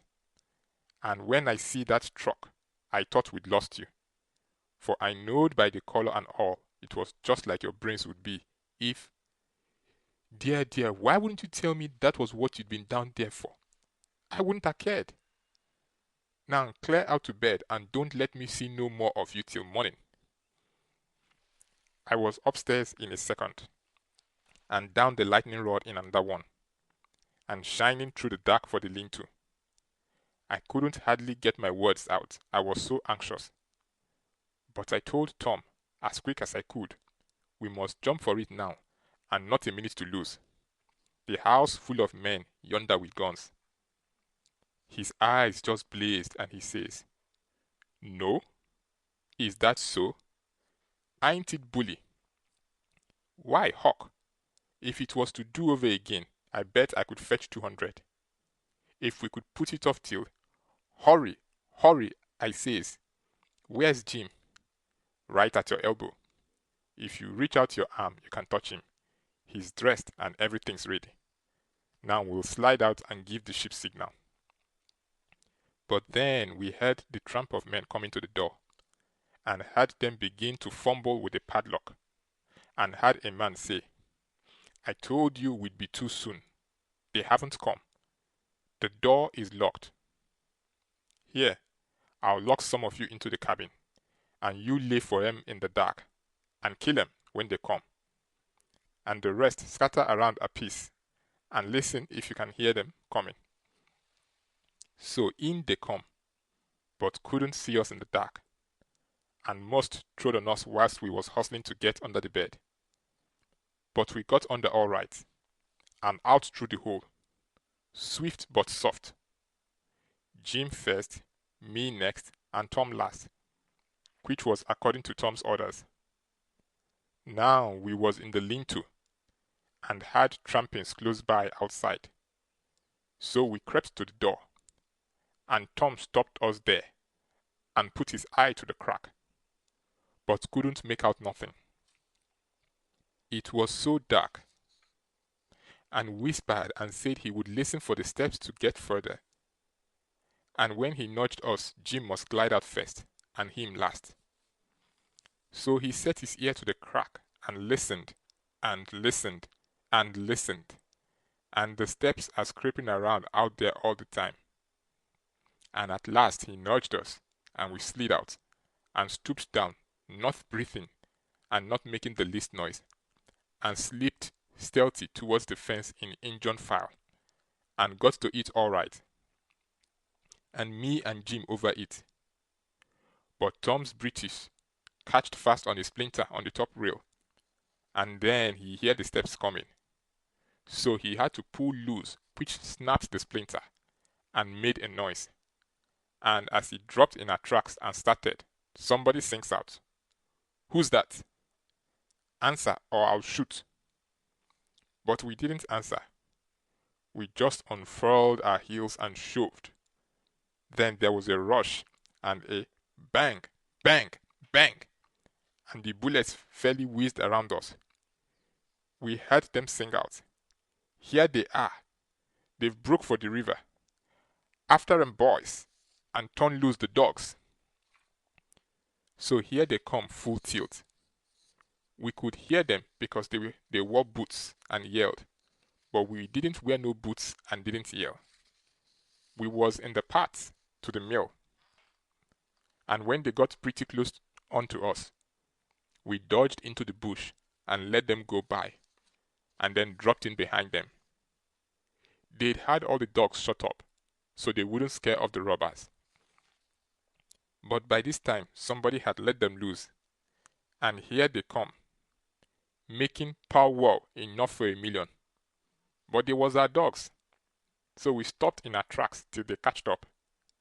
And when they see it wasn't nobody but us, and no excitement to offer them, they only just said howdy, and tore right ahead towards the shouting and clattering. And then we up steam again, and whizzed along after them till we was nearly to the mill, and then struck up through the bush to where my canoe was tied, and hopped in, and pulled for dear life towards the middle of the river, but didn't make no more noise than we was obliged to. Then we struck out, easy and comfortable, for the island where my raft was, and we could hear them yelling and barking at each other all up and down the bank, till we was so far away, the sounds got dim and died out. And when we stepped onto the raft, I says, "Now, old Jim, you're a free man again, and I bet you won't ever be a slave no more." And a mighty good job it was too, Huck. It was planned beautiful, and it was done beautiful, and there ain't nobody can get up a plan that's more mixed up and splendid than what that one was. We was all glad as we could be, but Tom was the gladdest of all because he had a bullet in the calf of his leg. When me and Jim heard that, we didn't feel so brash as what we did before. It was hurting him considerable, and bleeding. So we laid him in the wigwam, and tore up one of the Duke's shirts to bandage him. But he says, "Gimme the rags. I can do it myself. Don't stop now. Don't fool around here." And the evasion booming along so handsome. Man the sweeps and set her loose. Boys, we done it elegant. Did we did. I wish we'd had the handling of Louis. There wouldn't have been no son of St. Louis ascend to heaven, wrote down in his biography. No, sir. We'd have whooped him over the border. That's what we'd have done with him, and done it just as slick as nothing at all, too. Man the sweeps, man the sweeps. But me and Jim was consulting and thinking, and after we'd thought a minute, I says, "Say it, Jim." So he says, "Well, then, this is the way it looked to me, Huck. If it was him that us being set free, and one of the boys was to get shot, would he say, 'Go on and save me, meaning me, about a doctor tried to save this one? Is that like Ma's Tom Sawyer? Would he say that? You bet he wouldn't. Well then, is Jim going to say it? No, sir. I don't budge a step out in this place about a doctor, not if it's 40 year. I knowed he was white inside, and I reckoned he'd say what he did say. So it was all right now, and I told Tom I was a-going for a doctor. He raised considerable row about it, but me and Jim stuck to it and wouldn't budge. So he was for crawling out and setting the raft loose himself, but we wouldn't let him. Then he gave us a piece of his mind, but it didn't do no good. So when he sees me getting the canoe ready, he says, well then, if you're bound to go, I'll tell you the way to do when you get to the village.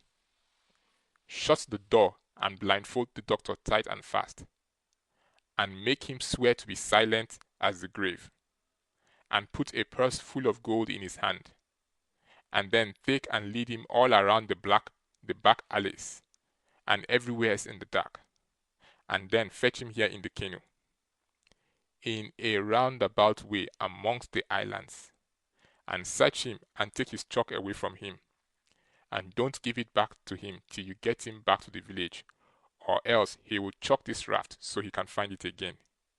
It's the way they all do. So I said I would, and left.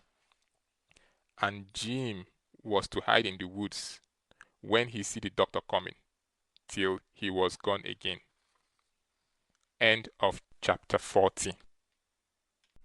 Chapter 41. The doctor was an old man, a very nice, kind-looking old man, when I got him up.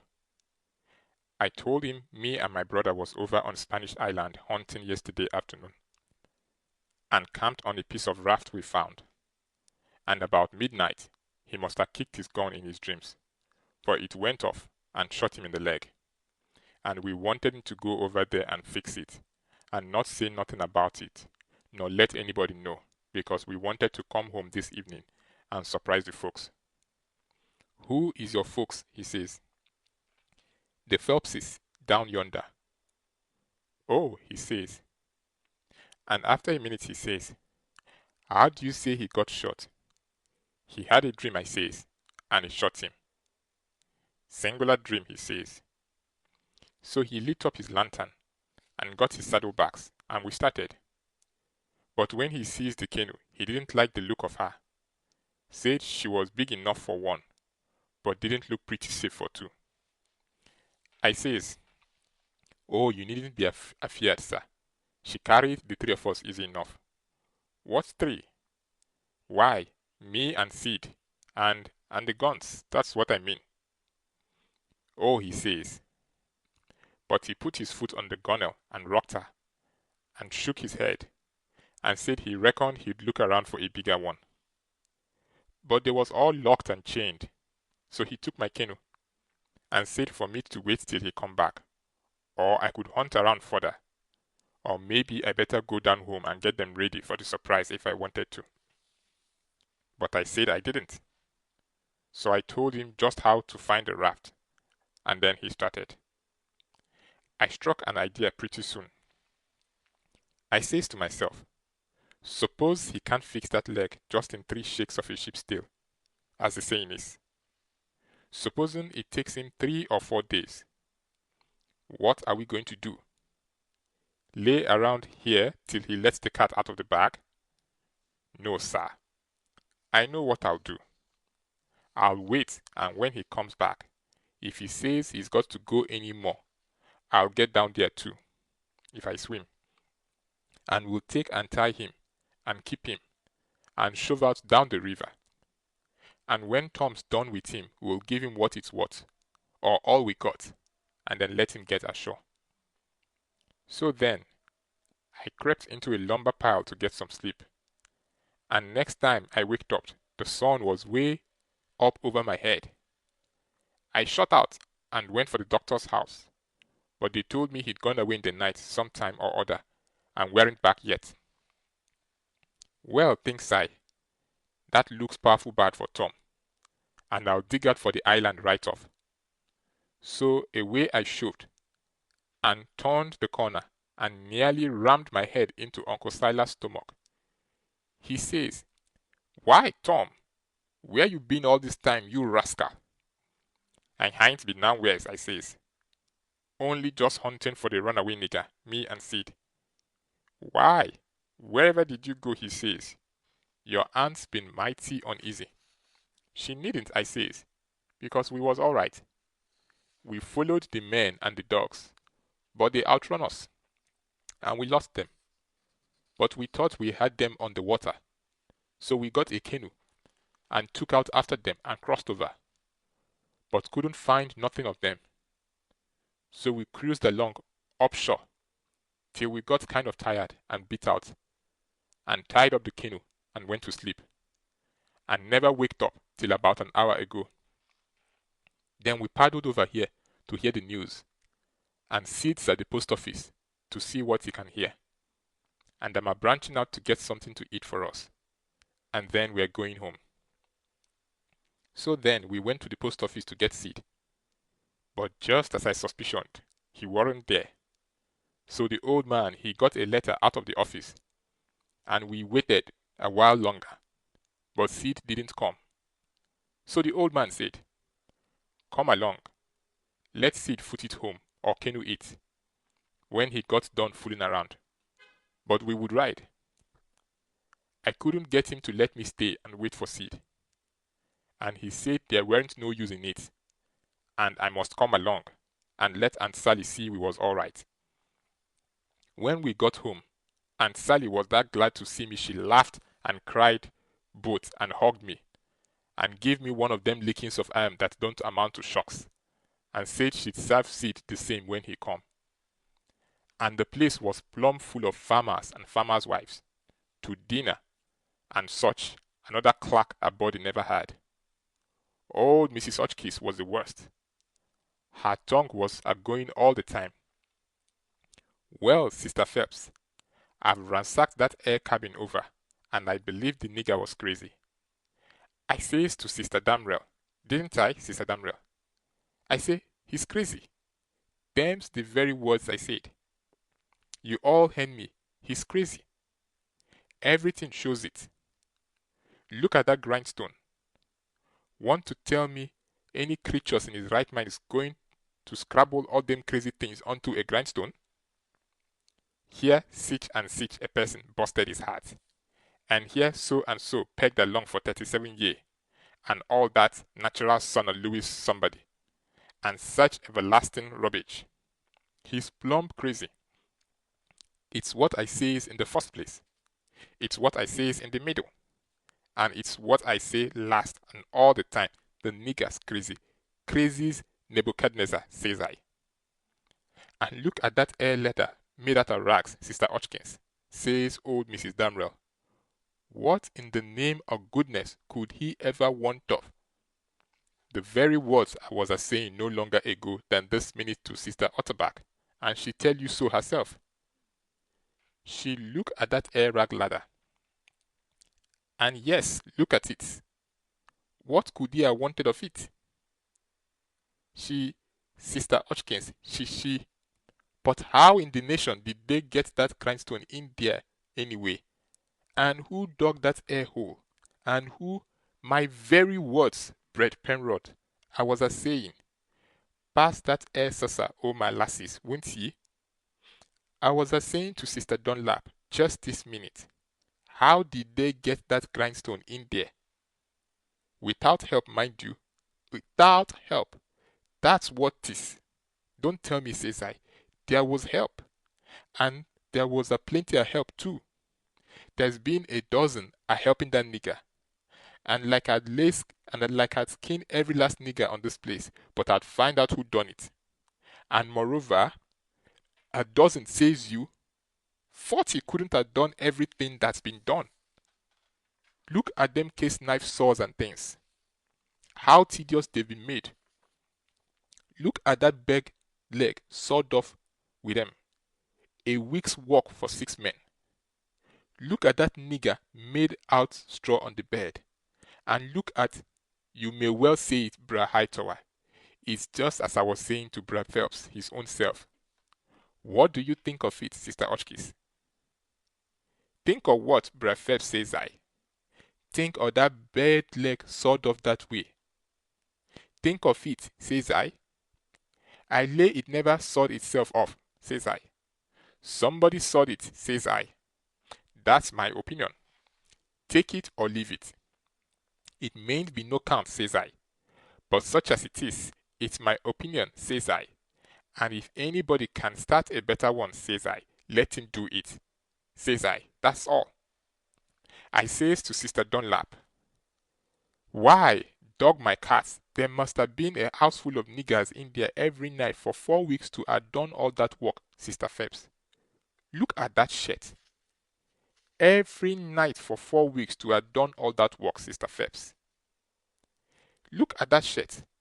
Every last inch of it covered over with secret African writing done with blood. Must have been a raft, and it writes along all the time at most. Why? I'd give $2 to have it read to me. And as for the niggers that wrote it, I know I'll take and lash them till people to help him, Brother Maples. Well, I reckon you'd think so if you'd been in this house for a while back. Why? They stole everything they could lay their hands on. And we are watching all the time, mind you. They stole that shirt right off the line. And as for that sheet they made a rag ladder out of, there ain't no telling how many times they didn't steal that. And flour, and candles, and candlesticks, and spoons, and the old warming pan, and most 1,000 things that I disremember now, and my new calico dress, and me and Silas and my seed and Tom on the constant watch day and night. As I was telling you, and not a one of us could catch hide nor hair, nor sight nor sound of them. And here at the last minute, lo and behold, you. They slice right in under our noses and fools us. And not only fools us, but the Indian Territory robbers too. And actually gets away with that nigger safe and sound. And that with 16 men and 22 dogs right on their very heels at that very time. I tell you, it just bangs anything I ever heard of. Why? Spirits couldn't have done better and be no smarter. And I reckon they must have been spirits. Because you know our dogs. And they ain't no better well them dogs never even got the track of them once. You explain that to me, if you can. Any of you. Well, it does beat laws alive. I never, so help me, I wouldn't have be house thieves as well as, goodness gracious sakes, I've been afeared to live in such a place. Afraid to live. Why? I was that scared. I doesn't hardly go to bed, or get up, or lay down, or sit down, Sister Ridgway. Why? They'd steal the very... Why, goodness sakes, you can guess what kind of a fluster I was in by the time midnight come last night. I hope to gracious, if I weren't afraid, they'll steal some of the family. I was just to that pass I didn't have no reasoning faculties no more. It looks foolish enough now in the daytime. But I says to myself, there's my poor 2 boys asleep, way upstairs in that lonesome room. And I declare to goodness I was that uneasy that I crept up there and locked them in. I did, and anybody would, because you know when you get scared that way, and it keeps running on and getting worse and worse all the time, and your wits gets to addling, and you get to doing all sorts of wild things, and by you think to yourself, supposing I was a boy and was away up there, and the door ain't locked, and you... She stopped, looking kind of wondering, and then she turned her head around slow, and when her eye lit on me, I got up and took a walk. Says I to myself, I can explain better how we come to not be in that room this morning. If I go out to one side and study over it a little. So I done it. But I dasn't go far, or she'd have sent for me. And when it was late in the day, the people all went, and then I come in, and told her the noise and shooting waked up me and Sid, and the door was locked, and we wanted to see the fun. So we went down the lightning rod, and both of us got hurt a little, and we didn't never want to try that no more. And then I went on and told her all what I told Uncle Silas before. And then she said she'd forgive us, and maybe it was all right enough anyway, and about what a body might expect of boys, for all boys was a pretty harum-scarum lot as far as she could see. And so, as long as no harm hadn't come of it, she judged she better put in her time being grateful we was alive and well, and she had us still, instead of fretting over what was past and done. So then she kissed me and patted me on the head, and dropped into a kind of brown study, and pretty soon jumps up and says, "Why, Lord have mercy, it's most night and Sid not come yet. What has become of that boy?" I see my chance, so I skips up and says, "I'll run right up to town and get him," I says. "No, you won't," she says. "You stay right where you are. Once enough to be lost at a time. If he ain't here to supper, your uncle will go." Well, he wasn't there to supper, so right after supper, uncle went. He come back about 10 a little bit uneasy. Hadn't run across Tom's track. Aunt Sally was a good deal uneasy. But Uncle Silas, he said, there weren't no occasion to be. Boys will be boys, he said, and you see this one turn up in the morning, all sound and right. So she had to be satisfied. But she said she'd set up for him a while anyway, and keep a light burning so he could see it. And then when I went up to bed, she come up with me, and fetched a candle, and tucked me in, and murdered me so good I felt mean, and like I couldn't look her in the face. And she sat down on the bed and talked with me a long time, and said what a splendid boy Sid was, and didn't seem to want to ever stop talking about him, and kept asking me every now and then if I reckoned he could get lost, or hurt, or maybe drowned, and might be lying at this minute somewhere suffering or dead, and she not by him to help him. And so the tears would drip down silent, and I would tell her that Sid was all right, and would be home in the morning sure, and she would squeeze my hand, or maybe kiss me, and tell me to say it again, and keep on saying it, because it done her good, and she was in so much trouble. And when she was going away, she looked down in my eyes, so steady and gentle, and says, "The door ain't going to be locked, Tom, and there's the window and the rod, but you'll be good, won't you? And you won't go, for my sake." Lord knows I wanted to go bad enough to see about Tom, and was all intending to go. But after that I wouldn't have went, not for kingdoms. But she was on my mind, and Tom was on my mind. So I slept very restless, and twice I went down the road away in the night, and slipped around front, and see her sitting there by her candle in the window, with her eyes towards the road, and the tears in them, and I wished I could do something for her. But I couldn't, only to swear that I wouldn't never do nothing to grieve her any more.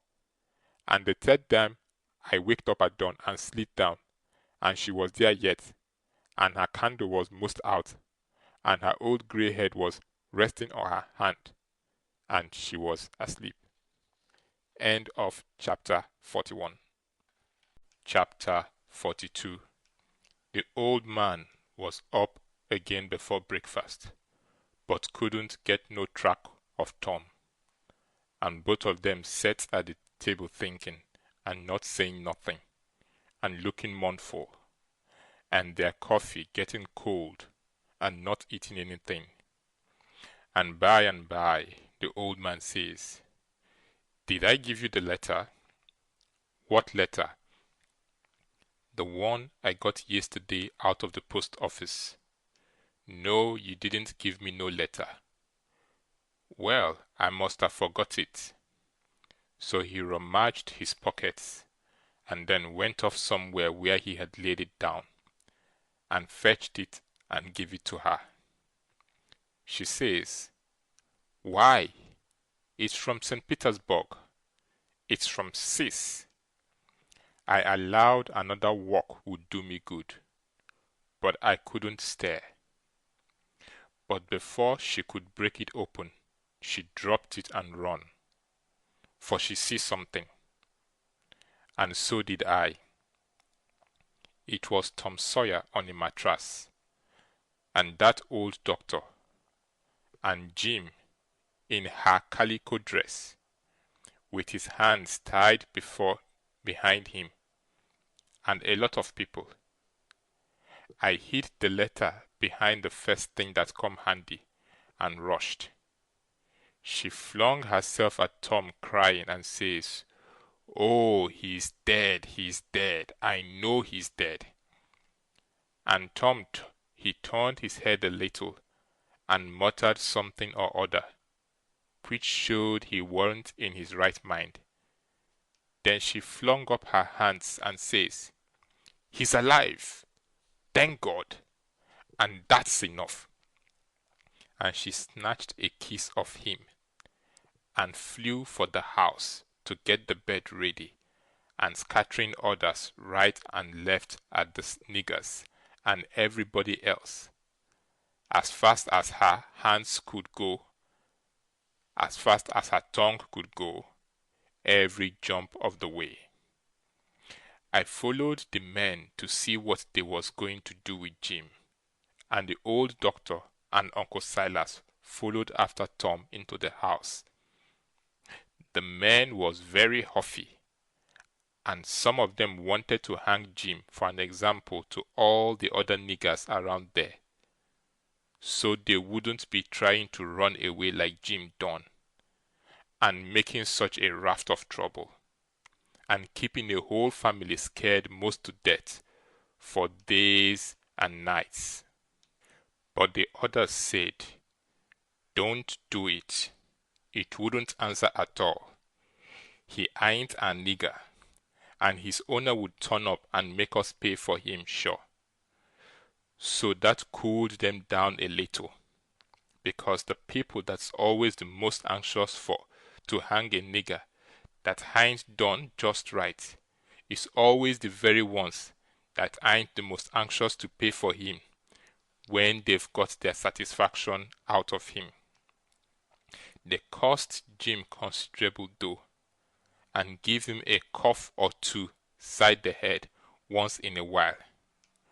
But Jim never said nothing, and he never let on to know me, and they took him to the same cabin, and put his own clothes on him, and chained him again, and not to no bed leg this time, but to a big staple drove into the bottom log, and chained his hands too, and both legs, and said he warn't to have nothing but bread and water to eat after this till his owner come, or he was sold at auction, because he didn't come in a certain length of time, and filled up our hole, and said a couple of farmers with guns must stand watch around about the cabin every night, and a bulldog tied to the door in the daytime.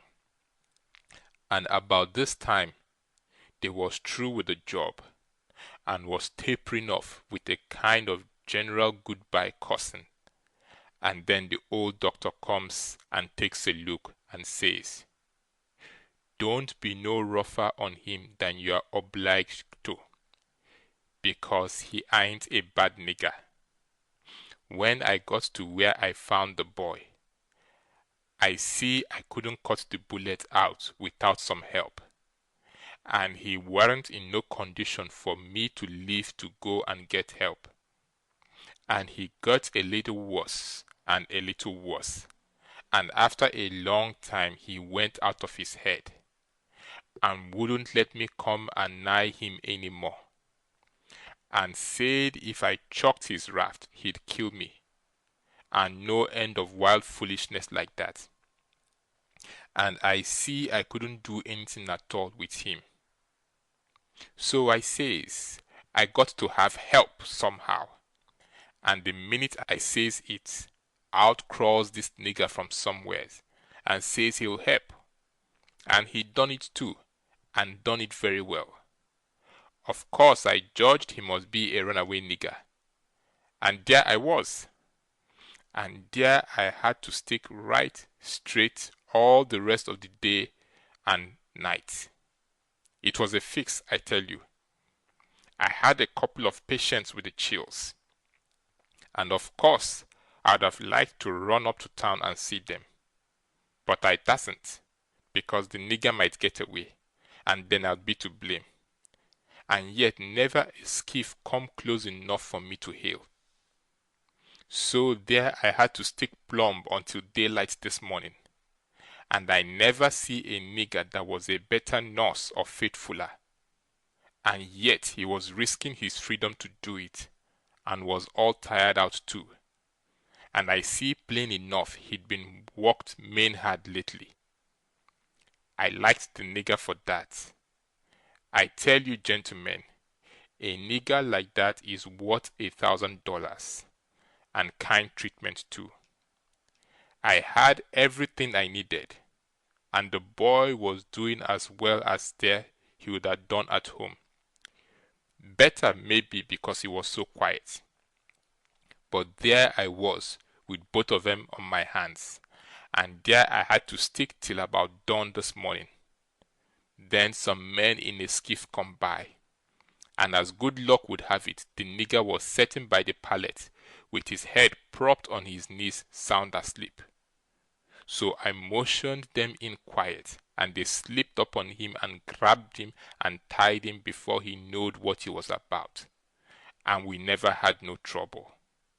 And the boy being in a kind of flighty sleep too, we muffled the oars, and hitched the raft on, and towed her over very nice and quiet, and the nigger never made the least row, nor said a word from the start. He ain't no bad nigger, gentlemen. That's what I think about him. Somebody says, well, it sounds very good, doctor, I'm obliged to say. Then the others softened up a little too, and I was mighty thankful to that old doctor for doing Jim that good turn, and I was glad it was according to my judgment of him too, because I thought he had a good heart in him, and was a good man the first time I see him. Then they all agreed that Jim had acted very well, and was deserving to have some notice took of it and reward. So every one of them promised right out and hearty that they wouldn't curse him no more. Then they come out and locked him up. I hoped they was going to say he could have one or two of the chains took off, because they was rotten heavy, or could have meat and greens with his bread and water. But they didn't think of it, and I reckoned it weren't best for me to mix in. But I judged I'd get the doctor's yarn to Aunt Sally somehow or other, as soon as I'd got through the breakers that was laying just ahead of me. Explanations, I mean, of how I forgot to mention about Sid being shot when I was telling how him and me put in that dratted night paddling around hunting the runaway nigger. But I had plenty time. Aunt Sally, she stuck to the sick room all day and all night, and every time I see Uncle Silas mooning around, I dodged him. Next morning, I heard Tom was a good deal better, and they said Aunt Sally was gone to get a nap. So I slips to the sick room, and if I found him awake, I reckoned we could put up a yarn for the family that would wash. But he was sleeping, and sleeping very peaceful too, and pale, not fire-faced the way he was when he come. So I sat down and laid for him to wake. In about half an hour, Aunt Sally comes gliding in, and there I was, up a stump again.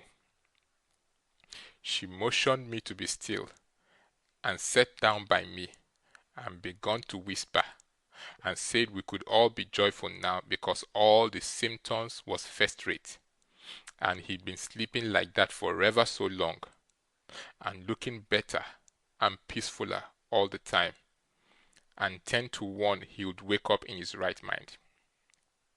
So we sat there watching, and by he stares a bit, and opened his eyes very natural, and takes a look and says, "Hello! Why, I'm at home. How's that? Where's the raft?" "It's all right," I says. "And Jim?" "The same," I says, but couldn't say it pretty brash. But he never noticed, but says, "Good, splendid. Now we're all right and safe. Did you tell Auntie?" I was going to say yes, but she chipped in and says, "About what, Sid?" "Why, about the way the whole thing was done." "What whole thing?" "Why, the whole thing. There ain't but one. How we set the runaway nigger free, me and Tom." "Good land! Set the run! What is the child talking about? There, out of his head again."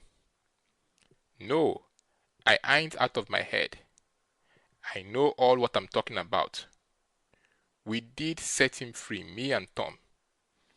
We laid out to do it, and we done it. And we done it elegant too. He'd got a start, and she never checked him up, just sat and stared and let him clip along. And I see it warn't no use for me to put in. Why, Auntie, it cost us a power of work. Weeks of it, hours and hours, every night, whilst you was all asleep, and we had to steal candles, and the sheet, and the shirt, and your dress, and spoons, and tin plates, and case knives, and the warming pan, and the grindstone, and floor, and just no end of things, and you can't think what work it was to make the saws, and pens, and inscriptions, and one thing or another, and you can't think half the fun it was. And we had to make up the pictures of coffins and things, and anonymous letters from the robbers, and get up and down the lightning rod, and dig the hole into the cabin, and made the rope ladder, and send it in cooked up in a pie, and send in spoons and things to work with in your apron pocket. Mercy sakes! And load up the cabin with rats and snakes and so on, for company for Jean. And then you kept Tom here so long with the butter in his heart that you come near spilling the whole business, because the men come before we was out of the cabin, and we had to rush, and they had us, and let's drive at us, and I got my share, and we dodged out of the path and let them go by. And when the dogs come, they weren't interested in us, but went for the most noise. And we got our canoe, and made for the raft, and was all safe. And Jim was a free man, and we done it all by ourselves. And wasn't it bully, Auntie? Well, I never had the likes of it all in my born days. So it was you little rapscallions, that's been making all this trouble, and turned everybody's wits clean inside out, and scared us all almost to death. I've as good a notion as ever I had in my life to take it out on you this very minute. To think, here I've been, night after night. You just get well once, you young scamp, and I'll Lay, I'll turn the old Harry out on both of you." But Tom, he was so proud and joyful he just couldn't hold in, and his tongue just went it. She a chipping in and spitting fire all along, and both of them going at it at once like a cat convention. Well, you get all the enjoyment you can out of it now. For mind, I tell you, if I catch you meddling with him again." "Meddling with who?" Tom says, dropping a smile and looking surprised. "With who? Why, the runaway nigger, of course. Who do you reckon?" Tom looks at me very grave and says, "Tom, didn't you just tell me he was all right? Hasn't he got away?" "Him?" says Aunt Sally, "the runaway nigger? Deed he hasn't. They've got him back safe and sound, and he's in that cabin again, on bread and water, and loaded down with chains till he's claimed or sold." Tom rose up square in bed, with his eye hot and his nostrils opening and shutting like gills, and sings out to me, "They hain't no right to shut him up. Shove, and don't you lose a minute.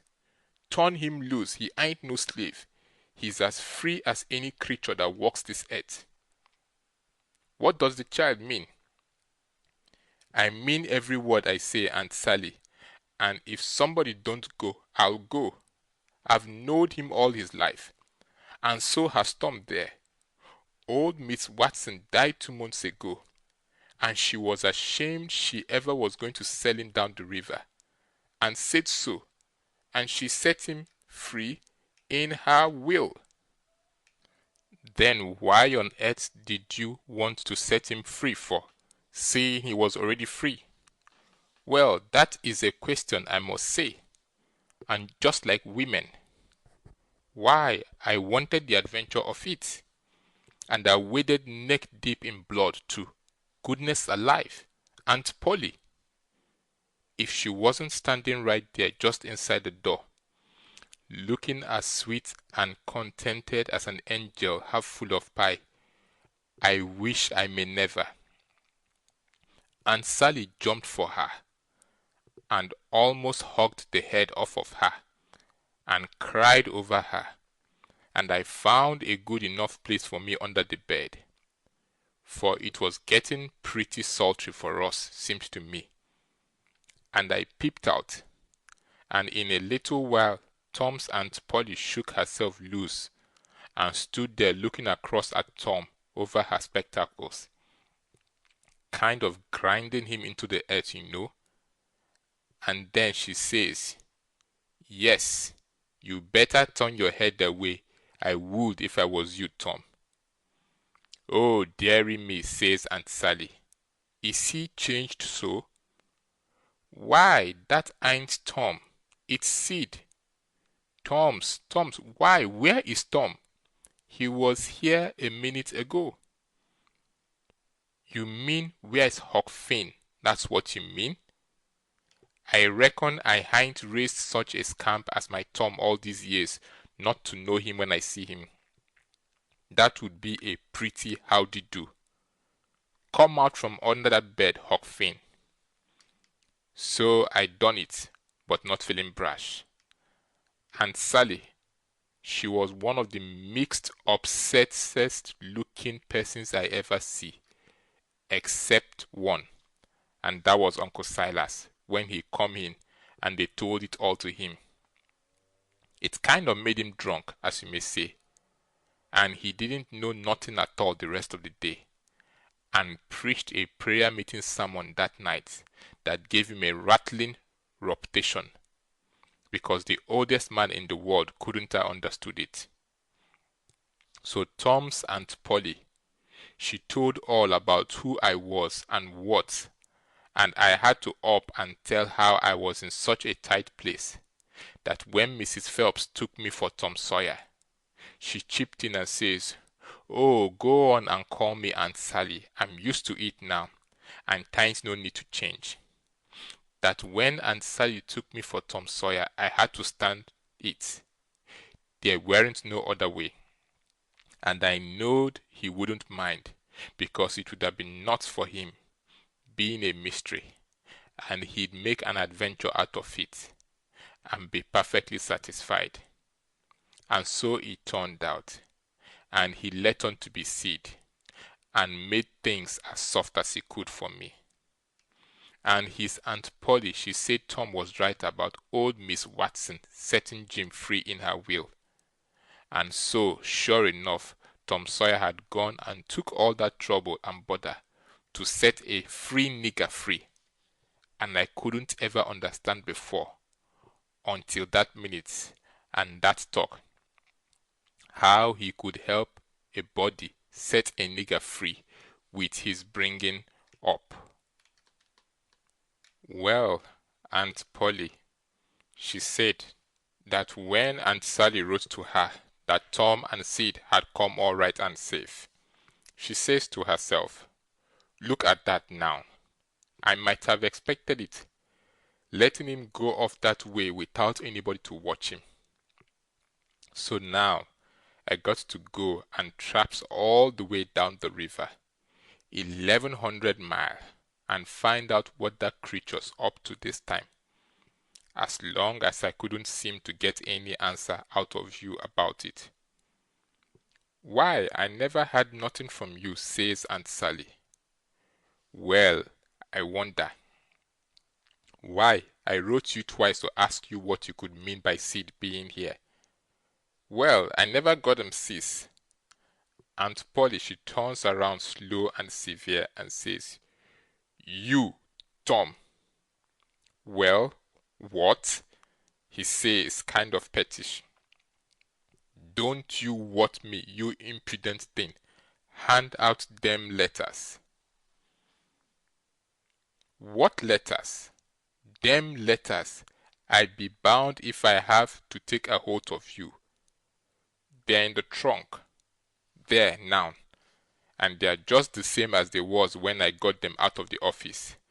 I hain't looked into them, I hain't touched them, but I knowed they'd make trouble, and I thought if you weren't in no hurry, well, you do need skinning, there ain't no mistake about it, and I wrote another one to tell you I was coming, and I suppose no, it come yesterday.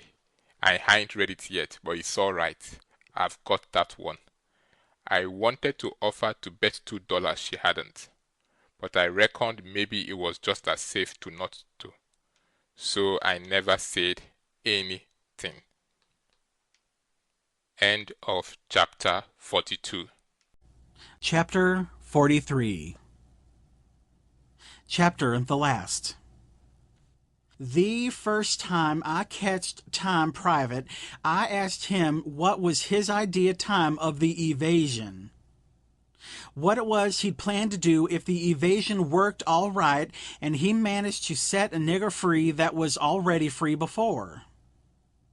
And he said what he had planned in his head from the start, if we got Jim out all safe, was for us to run him down the river on the raft and have adventures plumb to the mouth of the river, and then tell him about his being free, and take him back up home on a steamboat in style, and pay him for his lost time, and write word ahead and get out all the niggers around, and have them waltz him into town with a torchlight procession and a brass band, and then he would be a hero, and so would we.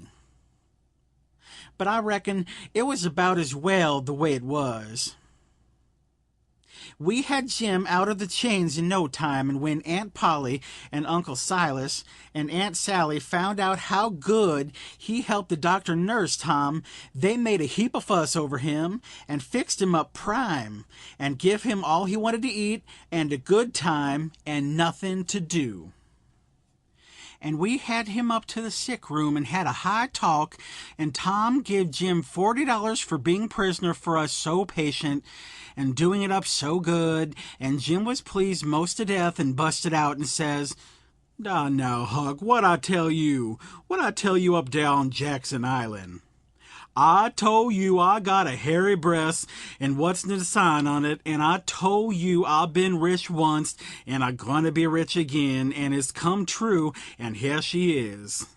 Now, don't talk to me. Signs is signs, mind I tell you, and I know just as well as I'm gonna be rich again as I'm standing here this minute.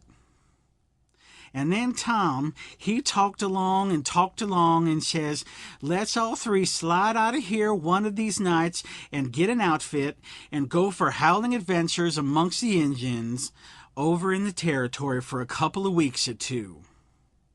And I says, all right, that suits me, but I ain't got no money for to buy the outfit, and I reckon I couldn't get none from home because it's likely Pap's been back before now and got it all away from Judge Thatcher and drunk it up.